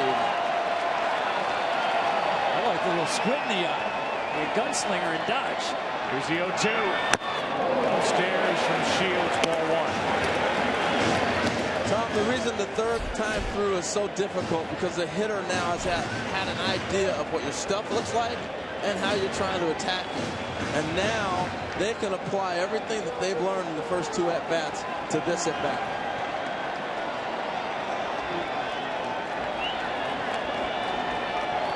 Shields in trouble. Gets a strikeout, 2 down. Climb the ladder, and that's strikeout number 4 for James Shields. Got him to lay out on the first one. The pitch before this, he check swung, and he just went back up the ladder. That's where you have to throw it. You have to throw it higher than high.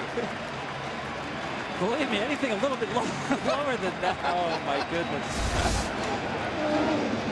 Love it. So now it's Pence. It's 1 for 2. Do the same thing with Hunter Pence. He's probably going to swing up there, too. But they hit it. That's the problem. That pitch was almost not reachable. Runners at first and second, 2 out. Pence in the air to right. Back is Kane. This ball is caught. Run and grab by Lorenzo Kane. And it's virtually impossible to get a ball into the gap in between Kane and Dyson. What a play. Takes 2 runs away from the Giants and keeps his team in it. 2-0 after 5. 5 innings, 7 strikeouts. Trying to run his record. Tom Verducci to 4-0 in World Series play by the age of 25. It's just remarkable to me. The ERA in the World Series is now down to 0.33. 1 run allowed. Escobar pops it up. Back behind the plate. Posey's got play. 1 out. Hey, you're talking about a catch by Posey right there. The catch of the game was last half inning. Look, you're first and second, 2 outs. They're off on the crack of the bat. Look at Lorenzo Kane go get this ball. That's a game saver. It's 4-0 if this ball falls. With Bumgarner on the mound, you may as well say see you later. Kiss it goodbye. What a play. This guy has shown us so much defensively in the postseason that he would win a Gold Glove if the season was really rated by his performance in the postseason. Unfortunately for him, it's already been in. With 1 out, Hosmer comes up empty. Gordon rather, and that's strike 1. It's Gordon now, then Kane, then Hosmer, and a shake of the head from Alex Gordon, who's 0 for 2, and now just 2 out of 18 in the World Series. And Harold, I said this at Game 3 in terms of Kane's positioning in right field. The Giants were surprised that he played straight away right field. Outfielders come into this park and they need to protect the triples alley. That's where Hunter Pence is right now in right center field, shading right center. He can play straight away right field and still protect the alley. That's because of his great speed. And that ball took off on him because his first step was not to take off and run. He kind of froze, read it, and then took off and outran the baseman. He's next. Gordon trying to get on for him. Struck out his last time, grounded out his first time. Escobar fouled out. 2-2. And a grunt from Bumgarner as he let it fly. Well, just more amazement for me on Bumgarner. Remember, Joe, this is his 6th postseason start. That ties an all-time record. And right at this point, he's more than 40 innings into the postseason. Kurt Schilling, the only one who's ever pitched more innings in a postseason. There's no decline in his stuff.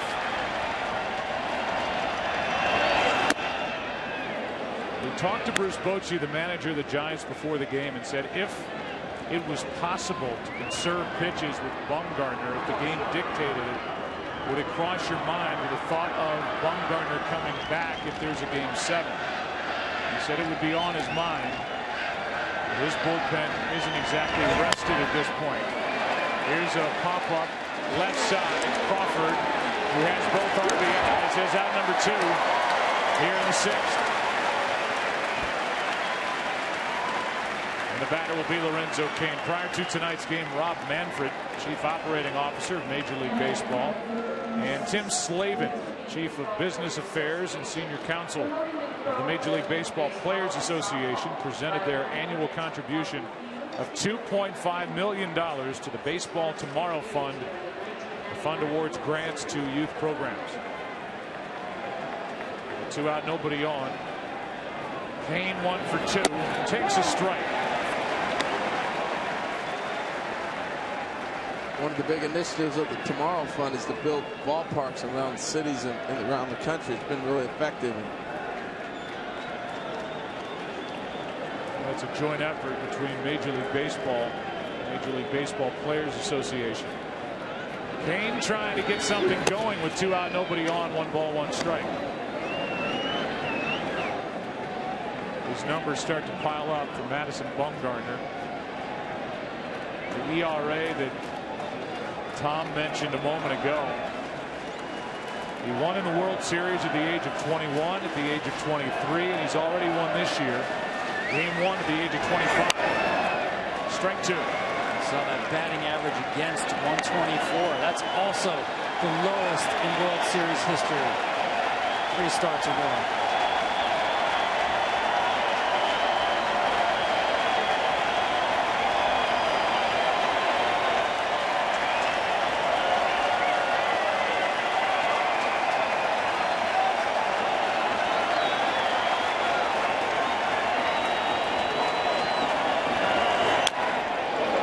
Stays alive. You know, when I think about Bumgarner, I think about Lincecum, Cain, the guys that have been in the rotation that he has now passed through and become the ace of. I thought it was interesting to get his words when he said we gave him the opportunity to run with it. Clearly he has. Sprinting with it here in October. And right now nobody can touch him. Just off the end of the bat. And he's hitting all 4 corners. He's using all his pitches. He seems to be able to put the ball anywhere he wants. Yeah, you see the hesitation of Lorenzo Cain. You got to honor the fastball and the cutter in, and then he's got the breaker ball away. Great point, Joe. He's hitting every spot. It's hard to just cover all that. You're trying to eliminate sides, and it's tough to do with this guy.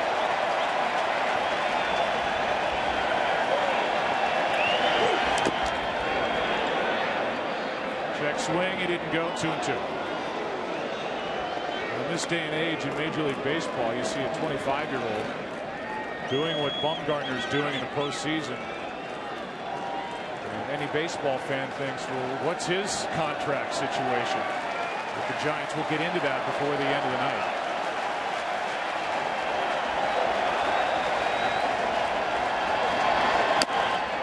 And on the hands, pretty good at bat here by Cain. Full count.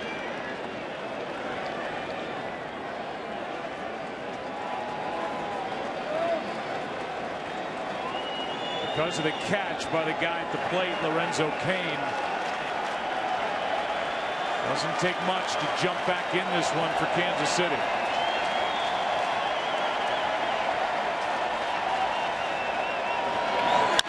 That's in the air to left. Ishikawa has it.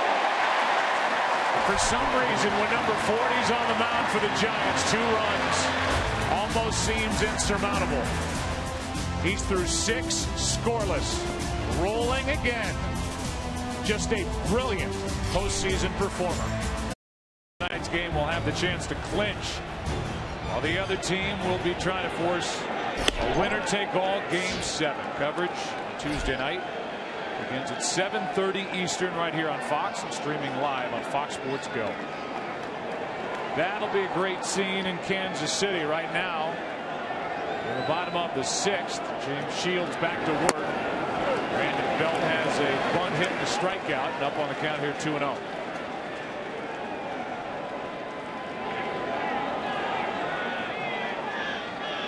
Keep looking for this ball in for Belt to turn on one.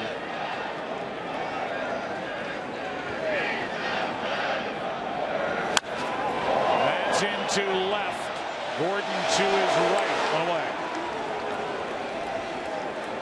Who are the starters for Game 6? Jake Peavy, the San Francisco Giants. He got the loss in Game 2. Same matchup as Game 2 with Bonaventura pitching. He went 5 1/3. Was relieved by Kelvin Herrera. Got a no decision, but allowed just 2 runs on 8 hits, and that's 7-2 game. Here's Ishikawa.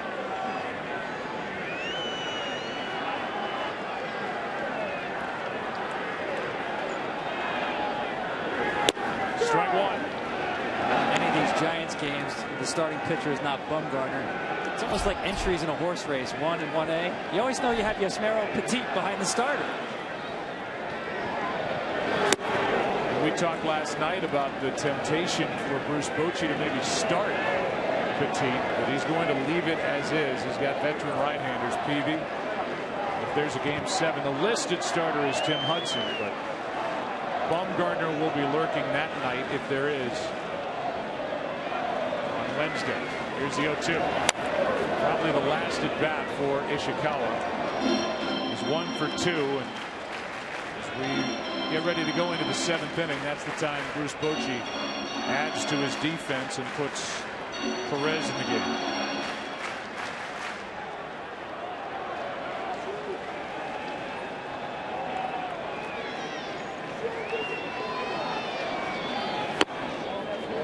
Just inside, ball 1. Well, Tom, you boldly said we're going to see a good pitching matchup, and we have. James Shields, Madison Bumgarner. I think I had a pretty good chance to see the pitcher's duel. Yeah, but the way Shields has been struggling, he's made a nice adjustment. Hard hit, base hit through the right side with 1 out here in the 6th.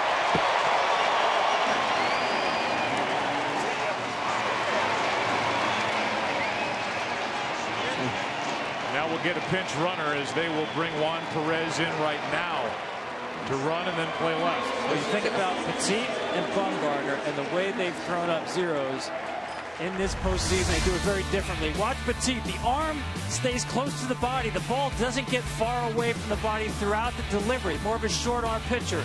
And now you'll watch Bumgarner. Look how far the ball is away from the body. Tremendous arm swing. And watch the elbow now will get out in front and leave the hand, and then the release. Guys, I'm giving out nicknames tonight. We had Joe Panic as Joe Baseball. Joe Buck, I know you know, the largest wingspan of a bird, a land bird in North America, is the California condor. That's Madison Bumgarner. California condor with that wingspan. And the condor can pitch. 6 shutout. He's allowed just 3 hits, struck out 7, walked nobody.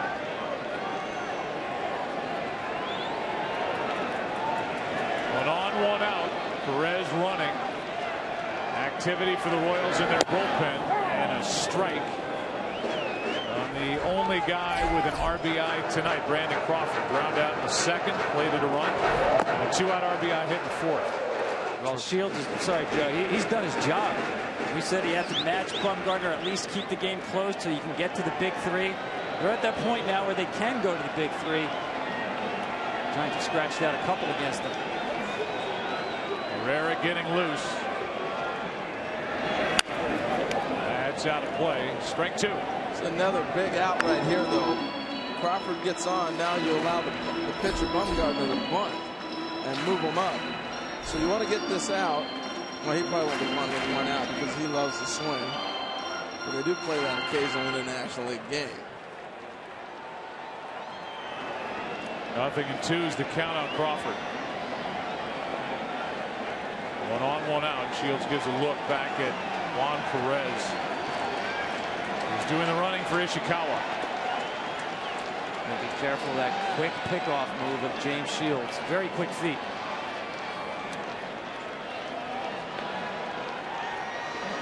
You see that little dip look he does when he dips down, he looks over at the runner. That's usually when the quickness happens. Once he gets set, not as quick, which naturally makes sense. But as he's moving, you got that movement. You get that natural quickness done. That's why Perez gets his lead early and set.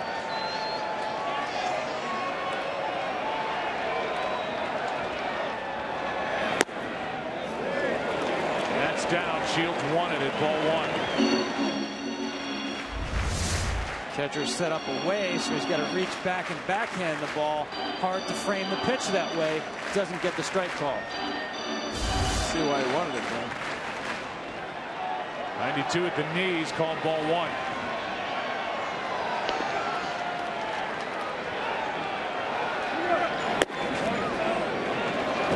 Two and two. That was a case where the fake start at first base by Perez got Perez out of his crouch. Sometimes you can lose a strike by the catcher getting up so early, thinking the runner is going. I think they had a play on, too. I was watching Hosmer right before that.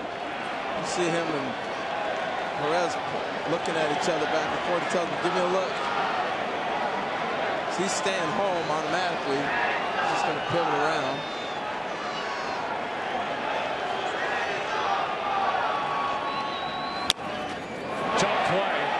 Shields has to wait, gets the out, down to second with 2 out now is Juan Perez.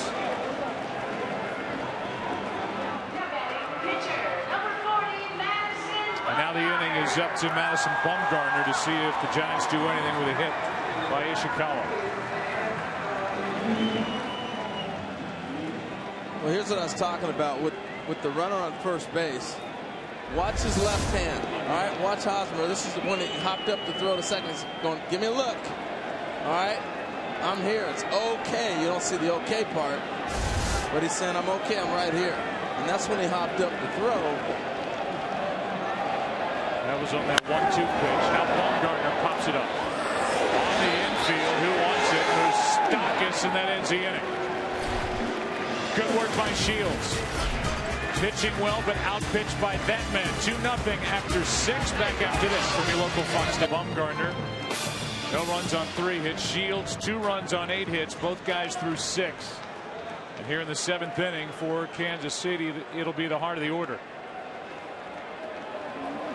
See what Bumgarner is chasing here with his 44 2/3 innings pitched this postseason. Obviously, more rounds now as Juan Perez takes over, and left. Bumgarner's the guy who started and won with a complete game shutout in the wild card game at Pittsburgh. Hosmer, strike 1. You see from that angle right there what the left-hander is contending with. Really, any hitter, particularly the lefties, are 0 for 9 with him at 5 Ks. But the motion that he throws with, throws a front arm at you, and then he hides the ball so long, and then it snaps on you. Tough to pick up. Here's a good look at it at home. Here's what they're dealing with. See how long he hides that ball? And then that's the cutter on the corner. 1 ball, 1 strike on Hosmer, who has struck out and grounded out.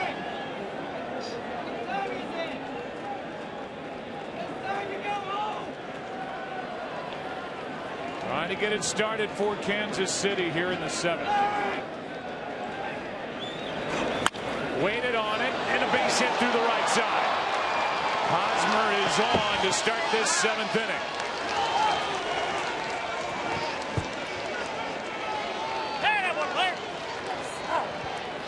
And now the Geico in-game box score for Kansas City. That's only the 4th hit.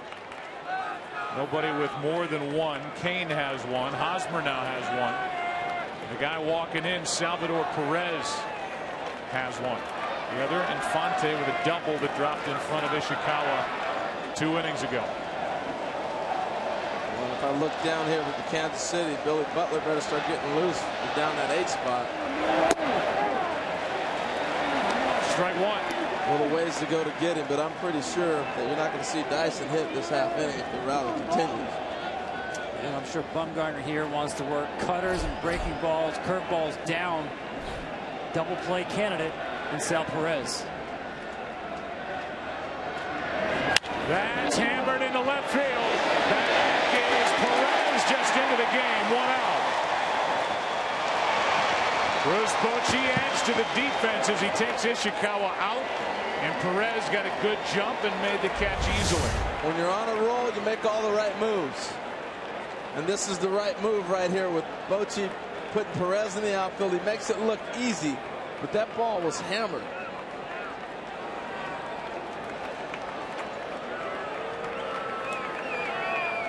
Michael Morse appreciates it. Now 1 on, 1 out.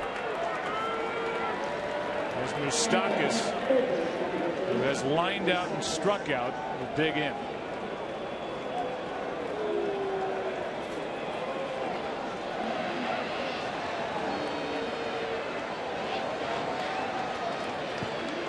That was interesting. Hilton went to the mound right there before this sequence to talk to Bumgarner about the positioning in this sequence.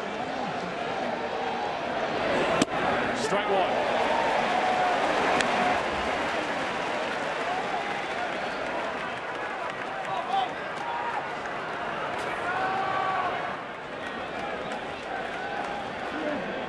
Billy Butler walking around in the dugout. On deck is Infante. Strike 2. Tell you what, it had to be a little enticing. You know you got Billy Butler over there, and you have Willingham over there. To let Moustakas hit, I think the double last game earned him this opportunity to hit right here. Moustakas wants to pull the ball, but he's got to keep that front shoulder in against Bumgarner.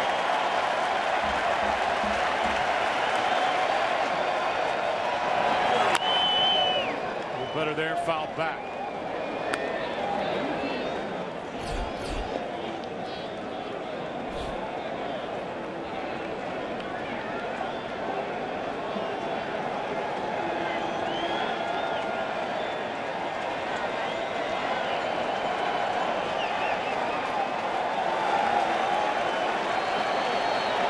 Another 0-2. Fly ball into right center field. Blanco to his left. Makes the catch. Throw behind the runner too late. 2 out. As Hosmer gets back. Well, I think Hosmer caught Pence out of the corner of his eye. Pence was running like nobody was going to get to this ball. It looked pretty routine to Blanco, but watch Pence come into your screen. He's flying to go get this. And I think that's what Hosmer kind of caught up to. Am I reading this wrong? And he held a little longer instead of advancing. Look where Hosmer gets to, and he sees Pence, and all of a sudden now he decides to go back. Would have taken a great throw. Here's Infante. Ball 1 down and in. Omar homered in game 2. 4 RBIs in this series. He doubled. Ball that fell in front of Ishikawa in left back in the 5th. He does see the ball well off Bumgarner. On the outside corner, ball and a strike. 7-21 lifetime against Bumgarner. Not many people have numbers against this guy. He does. This is a huge at bat for the Royals because you want to get the next guy to the plate, either Butler or Willingham, for a chance to pop one for you.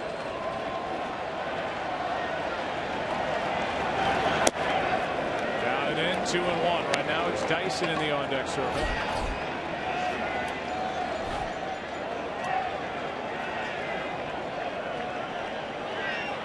It's got to be for show. They've got a cage down there. I'm sure it's getting busy right now. There's Billy.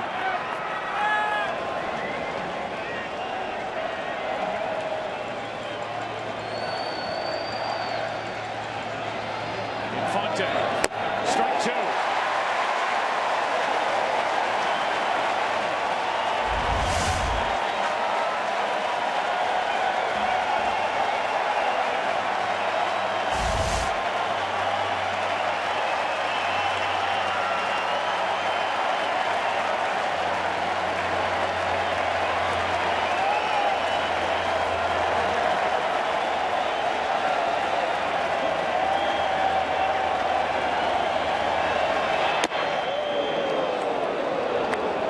count, and that means Hosmer will take off at first.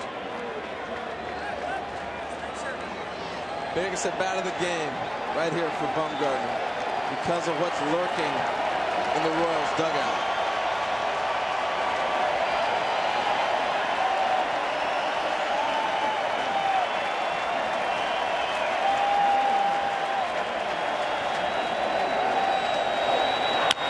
Left side, Sandoval lays back.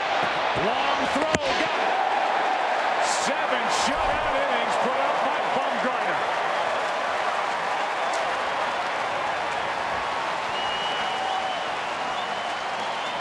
And he's had some good defense behind him tonight as well. What that? That's how they got here. Here's Kelvin Herrera double switch as Jason Nix is in the game at second.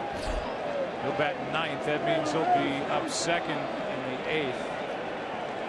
Infante is out, and Herrera first out of the bullpen for the Royals, trying to keep it a 2-run game.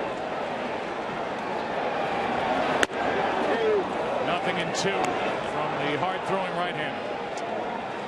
Well, James Shields gave him a chance by stretching that half inning.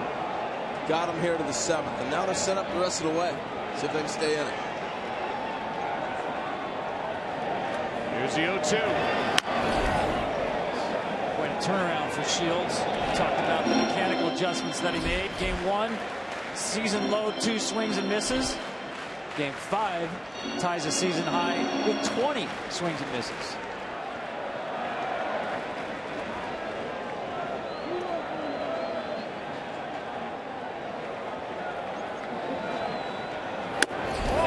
Shields 2 runs on 8 hits, 4 strikeouts, a walk, a wild pitch.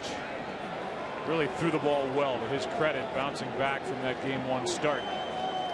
But matched up against the wrong guy if he's going to allow anything. As to this point, Bumgarner has not. That's out of play. Still 1-2. Bumgarner again set the trend tonight. And you just, from the beginning, first inning, you give up a run. You're thinking, is that going to be all he was going to need? That's the grounder from Crawford. That's the look of October.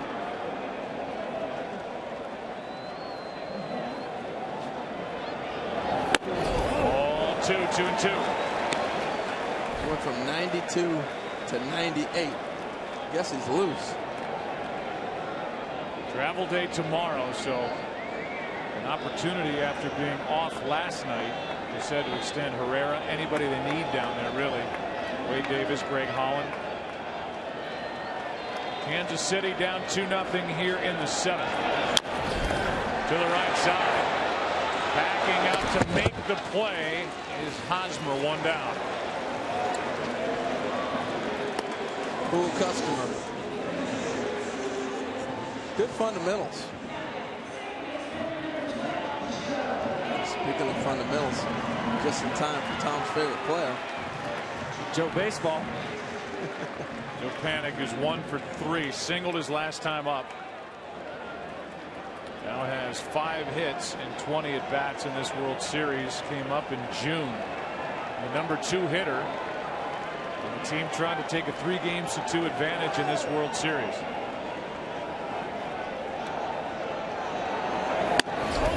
Giants trying to win their 3rd World Series in a 5-year span. That has not been done in the National League since the Cardinals of the 40s. Wow. Is that the Gas House game? No. Can't be. Guessing not. Here's a 1-0. Hey, you go back that far in the 40s, you know, I figured it had to be something like that. A run like that. 2-0 the count on Panik. So I was 10. They're in the 30s. I'm told. See, I was close. I knew it was way back then.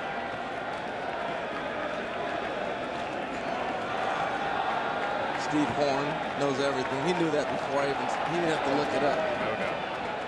Twice here. And misses for ball 3 as Herrera looks in. Panik hasn't taken the bat off his shoulder, up on the count 3-0. Like discipline. Love his swing because he's so short to the ball and level. And I asked him about that. The drill he used time and time again growing up the wall drill. There's a strike. Basically, you stand away from a wall about the same distance as the length of the bat. And then you take a swing. It forces you to keep the hands close to the body, and then the end of the bat travels along the length of the wall to extend it. He said, listen, I grew up in the Northeast. In the winter, you got to make do when it's snow on the ground. Fouls it left side, a full count. Take that another step further. Then you keep moving closer and closer to the wall, taking a swing. Now that forces your hands inside to pull the bat through. Great little drill. Last night had a double into right center, and then later a double into left center. 3-2. It's out of play. For as much power as Herrera comes at you, 98, 99, we've seen up in the hundreds, there hasn't been the strikeouts. And that goes to the Giants hitters. Credit to them putting the ball in play, but it also tells you how straight that fastball is that he's throwing.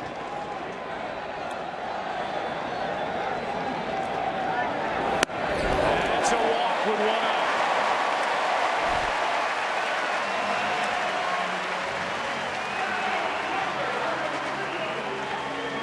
Bring in Buster Posey, who is 1 for 2.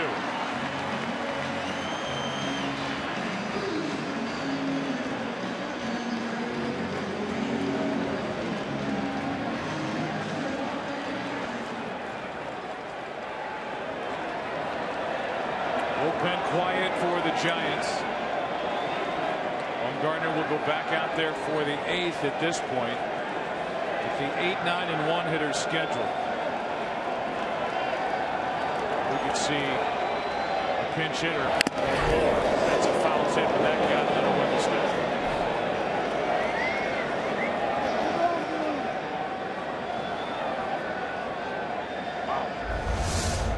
You figure the ball's thrown at 98. He takes it in foul swings. That's right in the chest.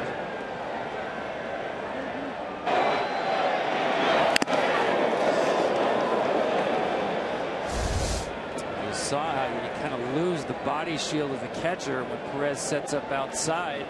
Hunter keeps his setup over the plate. A little bit exposed on that foul ball.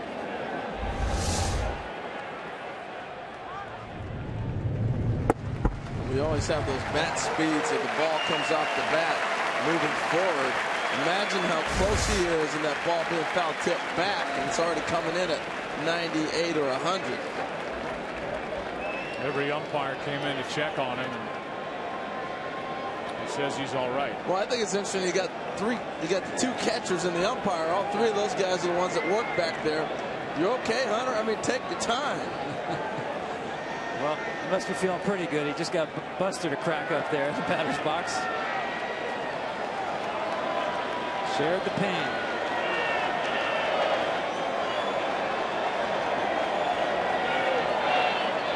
Still looking for his first extra base hit of this postseason as Buster Posey takes inside, ball 1.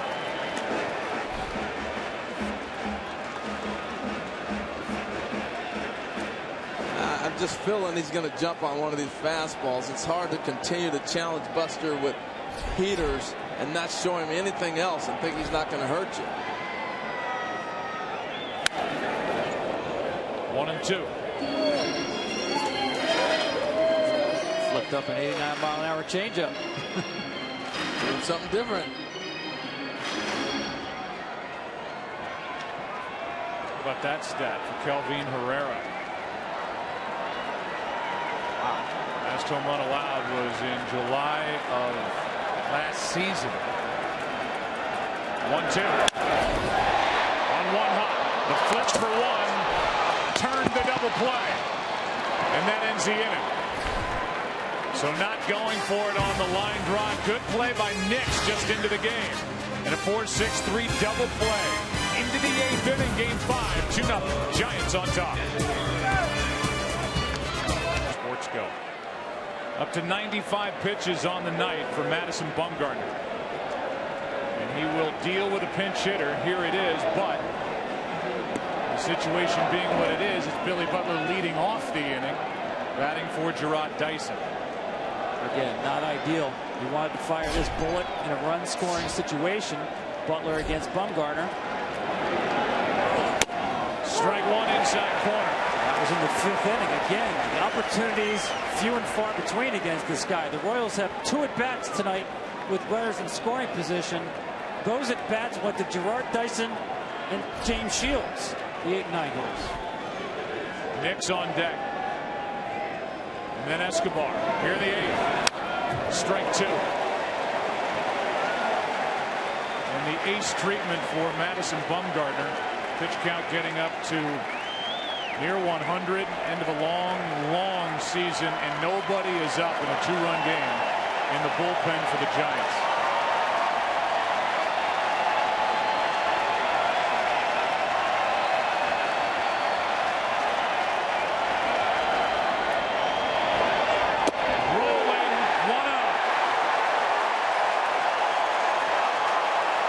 That's not even fair. Billy Butler is expecting him to bust him in, and then he throws this touch breaking ball. That's the best breaking ball he's thrown the whole night. And you just tip your cap and go back. You know, Rigetti pointed it out early, Joe, in your interview. He said he's got the breaking ball, the touch on the hook, and now when he has that, it's almost impossible to hit it. Pitch number 99 is the first of the night to Jason Nix. Takes inside ball 1. Nix with 4 different organizations this season. 3 different teams in the big leagues, ending with Kansas City, claimed off waivers from the Pirates at the end of August. Infielder added to the active roster. 1 ball, 1 strike. Not active postseason until this World Series for Bumgarner. His 39th start this season, the most by a Giants pitcher since 1973, Ron Bryant. You know, you may think, hey, we're overdoing it with Bumgarner. My goodness. All the stats and everything you're throwing up there just justifies it. I remember growing up in Corvallis, Oregon, UCLA, John Woods' basketball teams would come through there all the time. My brothers would always tell me, appreciate greatness when it's upon you. Appreciate greatness when you're seeing it tonight. It's amazing what this kid's been doing. Here's a 2-1. Outside, 3-1. Been close with the last 2. Nix just trying to get on base any way he can with the top of the order to follow.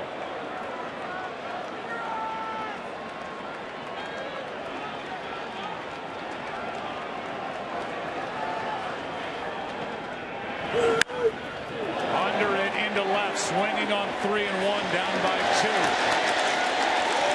Perez has out number 2.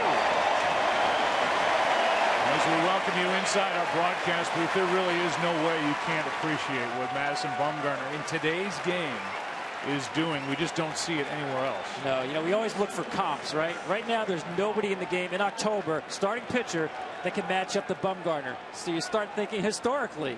You think about postseasons of Schillings and the Koufaxes and the Smoltzes and the Matthewsons. I'm not saying he's there yet, Joe.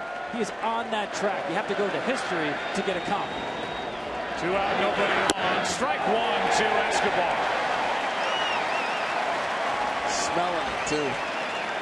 You can just see the confidence oozing. Give me the ball back. You can't wait to throw another pitch. He's trying to bookend complete game shutouts. We're only in the 8th, and now action will start with a pitch count up over 100 as Casilla, the closer, will get loose. 2 out, nobody on in the 8th inning. This postseason for Bumgarner. A complete game shutout at the Pirates. Lost in the division series because of a throwing error he made. Won game 1 of the NLCS. No decision game 5. The team clinched that night. Won game 1 of this World Series, leading in game 5.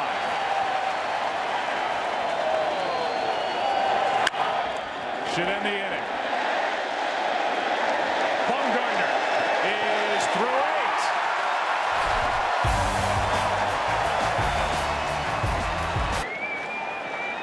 DirecTV. Call 1-800-DirecTV. Back to work, Herrera. Up first, Sandoval. Ball one. Because of the pinch hitting appearance by Billy Butler for Dyson, Kane moves over from right to center, and Nori Aoki is in the game in right. Here's a 1-0. 98 from Herrera. Pitching's been great on both sides. It's been all world from Madison Bumgarner tonight, adding to this incredible October of 2014 for the 25-year-old lefty.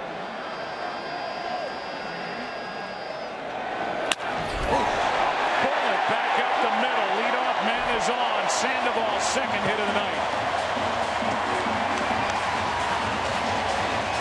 Man, that could hit. Wow. Left-handed, right-handed. This is a 98-mile-an-hour fastball that he turns around.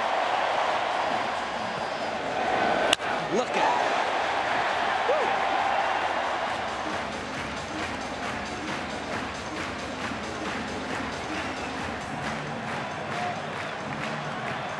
The petting zoo is open. One on, nobody out. Nothing like pandas in super slow-mo.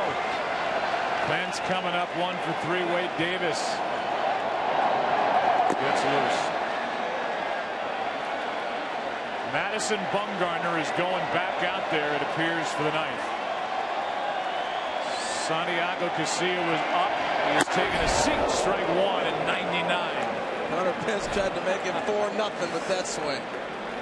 He tried to make it 10-0 with that swing. Sometimes you take a gamble and knew what was coming, and look at this. Talking Bochy out of it, Jim.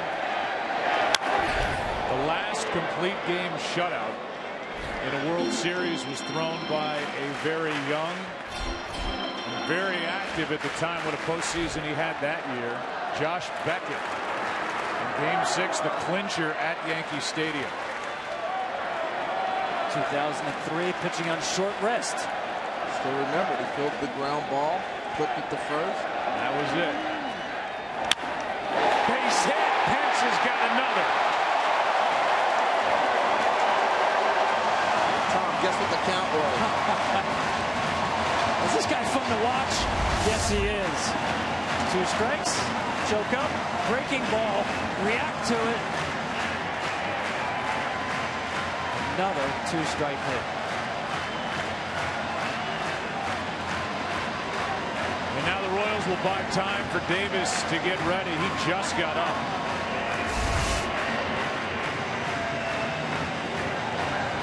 Now, when you face Madison Bumgarner, you know the margin of error is so slim. The little things add up. 2 small things in this game. Royals play the infield back, especially with 2 strikes on Crawford, conceding 1 run to protect against 2. And then in the 4th inning, this hot shot by Ishikawa just gets under the glove of Escobar. If he's able to make that play, they're off the field. Instead, it gets Crawford to the plate, and he bloops it into center field. 2 runs scratched out. And when Madison Bumgarner pitches, with 2 too many. See if Ned Yost's going to go to the bullpen. He is. Herrera gives up back-to-back hits here to start the 8th inning in a 2-0 game. Wade Davis takes over. Giants lead 2-0. Have 2 on, nobody out. Wade Davis, who's been basically unhittable, takes over here in the 8th inning. Brandon Belt 1 for 3 tonight. First up. Ball 1.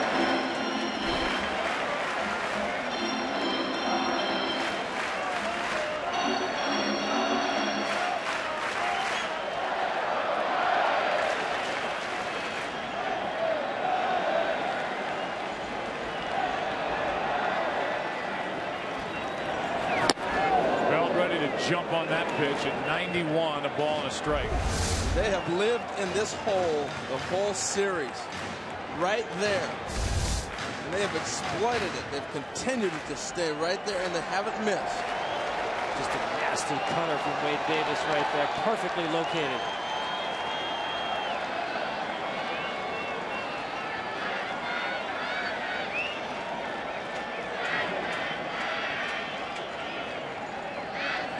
Here's a 1-1. Ball 2. On deck is Juan Perez. Took over for Ishikawa back in the 6th inning. And then it's Crawford, the only guy with an RBI tonight. Ground out and a 2-out hit. I find Wade Davis interesting because he's used to being a starter and pitching in jams like this as a starter, and you look for ways to get out of it. Go get a double play ball. So he can go away from just power to try to get a ball that he can get a ground ball on, as opposed to maybe being a guy that's going to just punch out the side.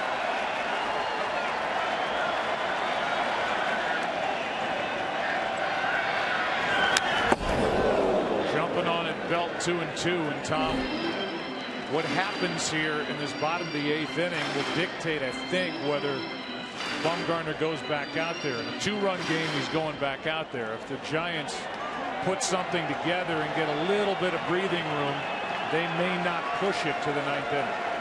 Yeah, it depends how you define little. You know, they add on 1, that's not enough. He's still got the game. 2, he probably still has the game. Like a big inning, and then you think about somebody else picking up the 9th. I think it's a great point. I think maybe 3 or 4. If it goes 2 runs, 1 run or 2 runs to put the game to 3 or 4 runs, I do think they go to Casilla. Because Bruce Bochy mentioned I may have to use him again. That's where you save the bullets. Here's a 2-2. Upstairs. It's a full count. Look at the hitters due up. Gordon, Kane, Hosmer, 2 of the 3 lefties. Influence you to keep Bumgarner in the game.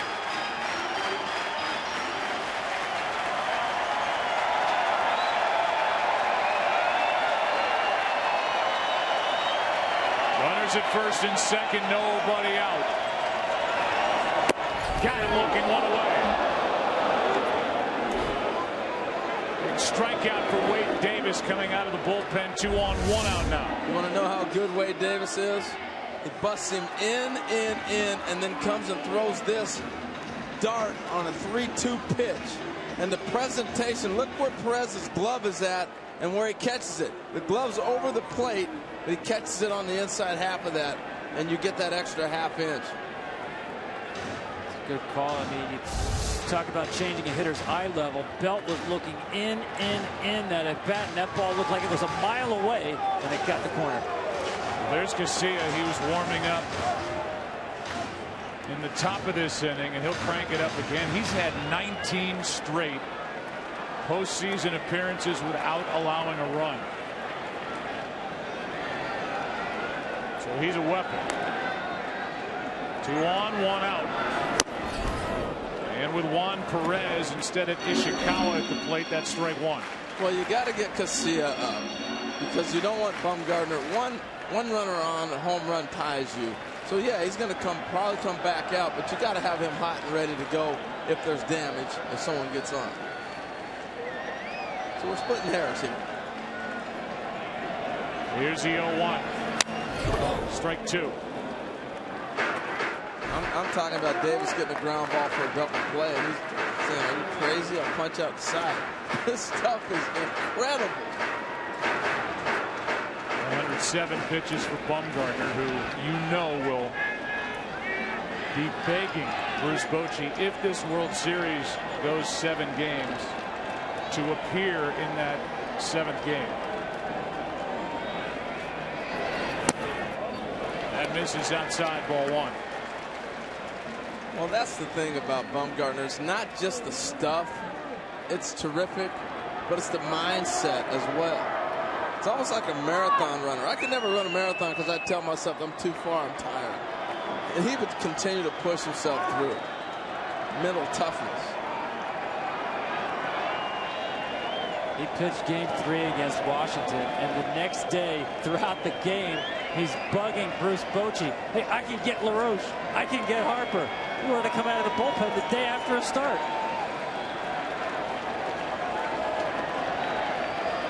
Here's a 1-2. Outside, 2-2.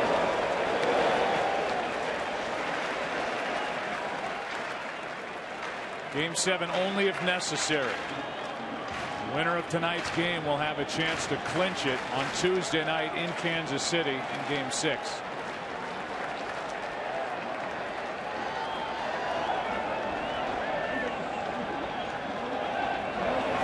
Off the end of the bat, dangerously into the seats. Still 2-2.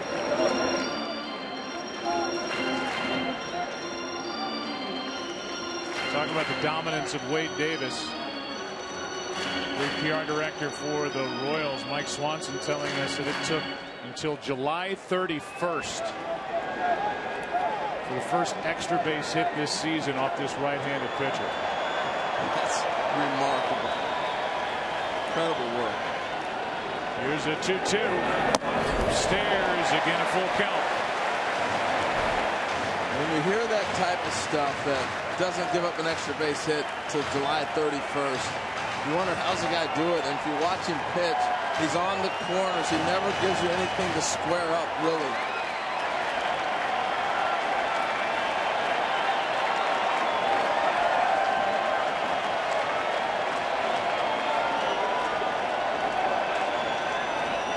Pitch. Fly ball into center. Back is Kane. This ball is off the top of the wall. One run scores. Here comes another. Throw home. Too late. Perez empties the bases, scores 2. And it's 4-0.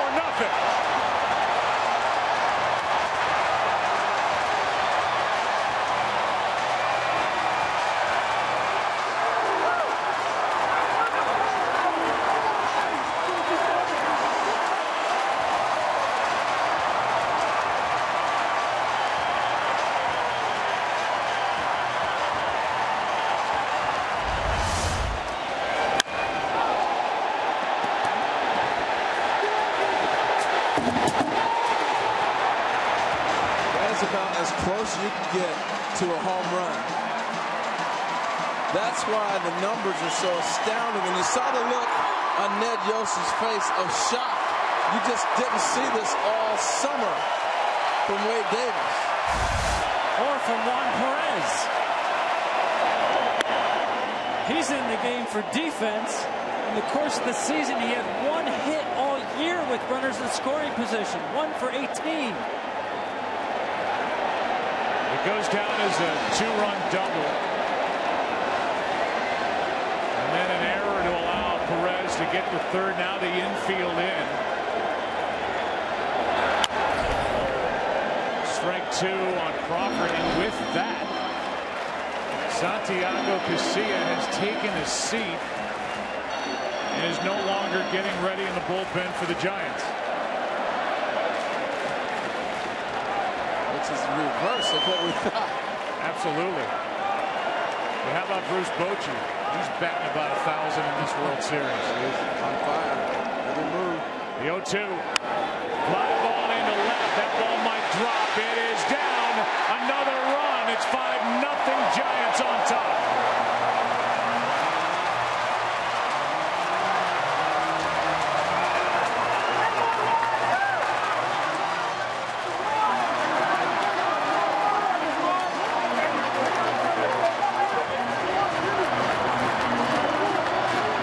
Giants just get it from everywhere, and a 3 RBI night tonight for Brandon Crawford. Amazing, this offensive attack. I don't want to call it little ball, but Perez almost hit it out. Have not seen a home run in these 3 games here at AT&T Park. Something to be said about putting the ball in play. And we've watched it the whole postseason, all the way back to the Dodgers series, the Cardinals series, and here in the World Series. Not striking out and putting the ball in play.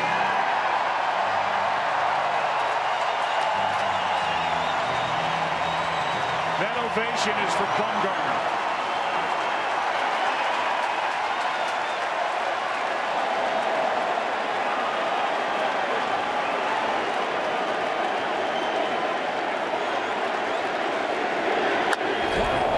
Trying to add a home run.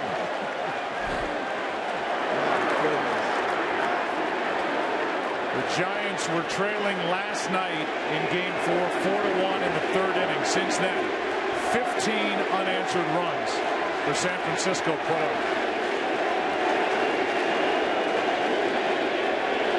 The MVP chant for Bumgarner, strike 2. He's already got one of those in the National League Championship Series. If it was to end with them winning, you'd have to look at Hunter Pence as well, the series he's had. But we got a long ways to go before we start throwing out MVPs for the series. Still only one out in the inning. And a strikeout. Bumgarner isn't willing to concede strike 3. 2 out.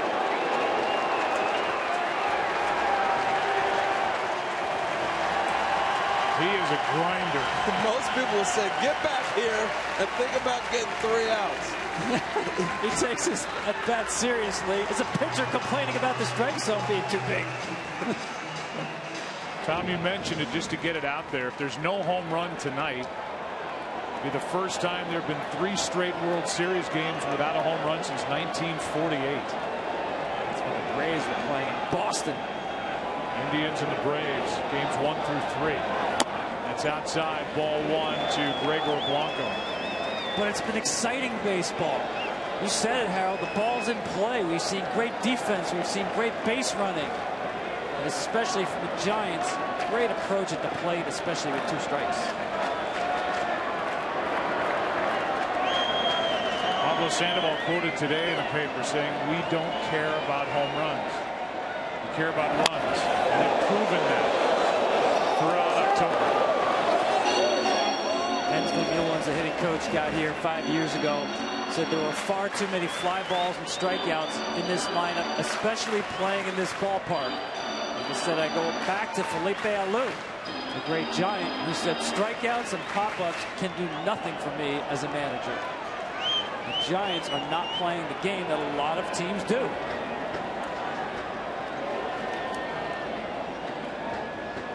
Blanco always getting good swings against Wade Davis. Well, you know, we're talking about them putting the ball in play and everything else. They're still taking big rips, but they're under control, and they're having an idea how they want to attack in the zone and what pitch they're going to go after. And the aggressiveness. It's not get deep in the count and let them get me in the 0-2 count every time. They're jumping on the first pitch. You're putting the pitcher on his heels. 7th man to bat in this 8th inning. 5-0 Giants on top in Game 5.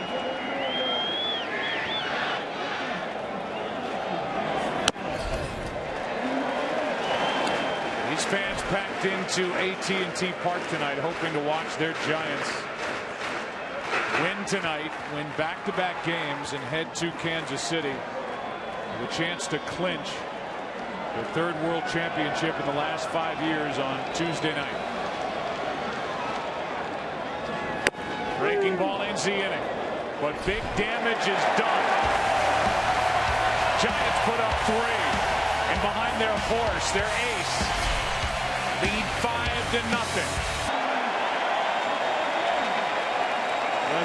Last left-hander Randy Johnson back in 2001, and it was in Game 2, and in that postseason, Randy Johnson was a workhorse who will go through in this inning. Strike 1 from Madison Bumgarner. Randy, a guy who pitched with no rest after he won Game 6, went an inning and a third of relief in Game 7 and got the victory in that come from behind against Mariano Rivera. Here's the 0-1. Fly ball into right. Pence didn't get a great break. He's there, 1 out. And Joe, those are the kind of legends of October you don't need a book to look up. And the way Madison Bumgarner is pitching tonight throughout his World Series career, he's starting to join those legends of the Fall Classic. Here comes Lorenzo Cain as Bumgarner is going to try and bookend complete game shutouts this postseason, starting with that play-in game, the wild card at Pittsburgh. Well, I'll take another step further with you, Tom. You can't just say started. He's there. You don't know how many you get opportunities to do this. Cain, strike 1.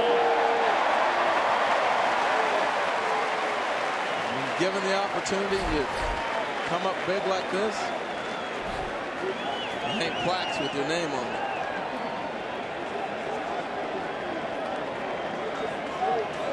He's had the same look since the beginning of this game. And he is 1 out away from a complete game shutout.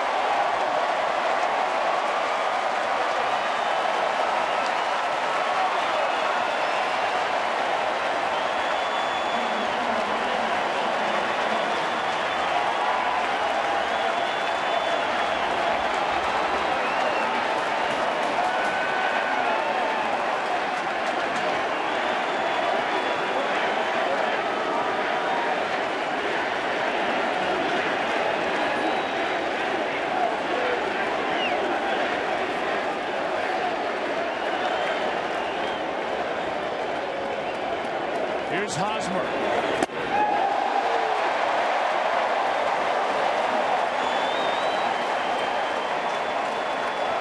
You know how Bumgarner wants to end this with strikeout number 9. He'll take it, though, any way he can get it.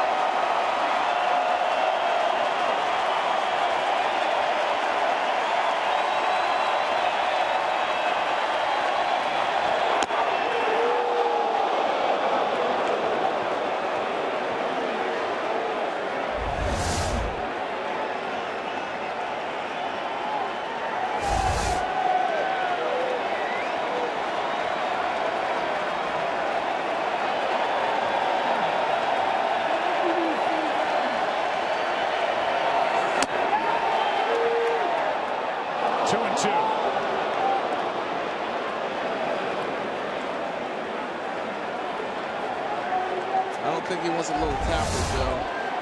I don't think he even wants a check swing. Here it is, my best stuff. Go get it. And he wants Posey to hand him the ball.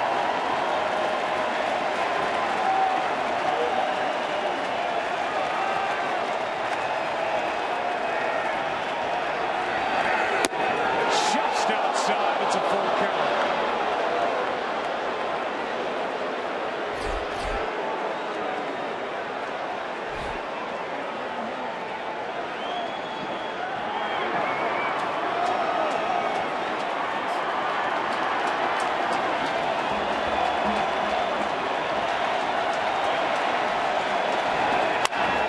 Left side, Sandoval.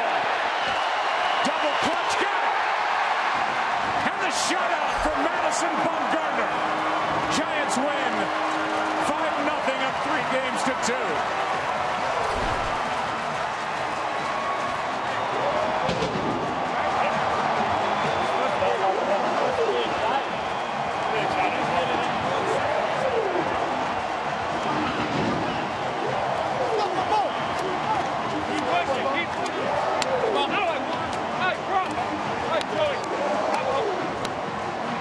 That business-like, understated approach for these Giants. And their best on the mound.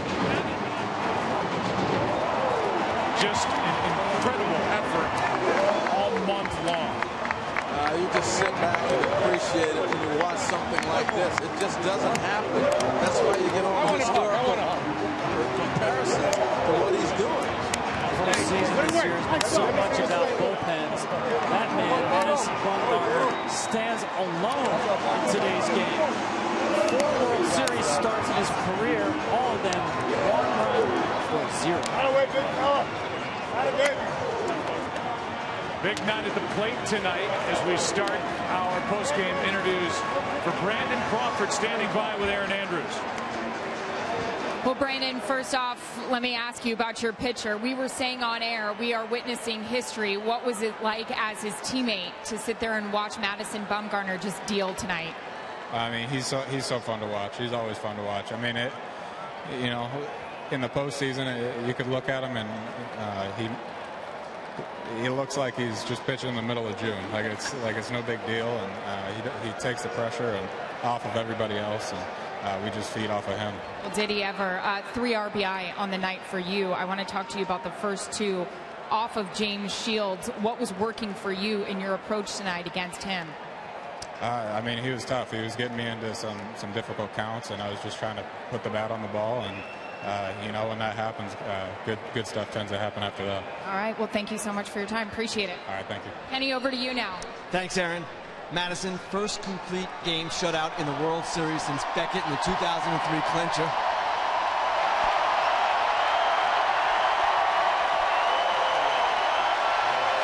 Thank you, guys. Thank you. He batted in the 8th inning with a 5-0 lead. What would have happened if Bochy tried to take you out of this game? I mean, you know, he's the boss, but, you know, that was a nice cushion for us. Thank you, guys. Thank you. That's awesome. Wow. You know what? You know, I would have wanted to stay, but, you know, he's the manager and he makes the decisions. But that getting those extra runs, you know, that put a nice cushion for me out there to just go out there and make pitches. So thankful for that. Your career ERA in the World Series is now 0.29, lowest in history, minimum 25 innings. How are you able to be so successful when the games matter most? You know what? For some reason, I keep getting real lucky in this time of year, so I'll take it. All right. You were willing to pitch last night on 3 days rest. In retrospect, what do you think of Bochy's decision to pitch you tonight? You know, I'm good with whatever he wants to do. You know, this time of year, you got to be ready to go any day, you know, whenever you're called on. And, you know, our offense did a great job yesterday and a great job today, too. We've been playing really good baseball right now. So, last question. If there is a Game 7, would you be available? You know it. Always. Madison, thank you very much. Joe, back to you. Wow.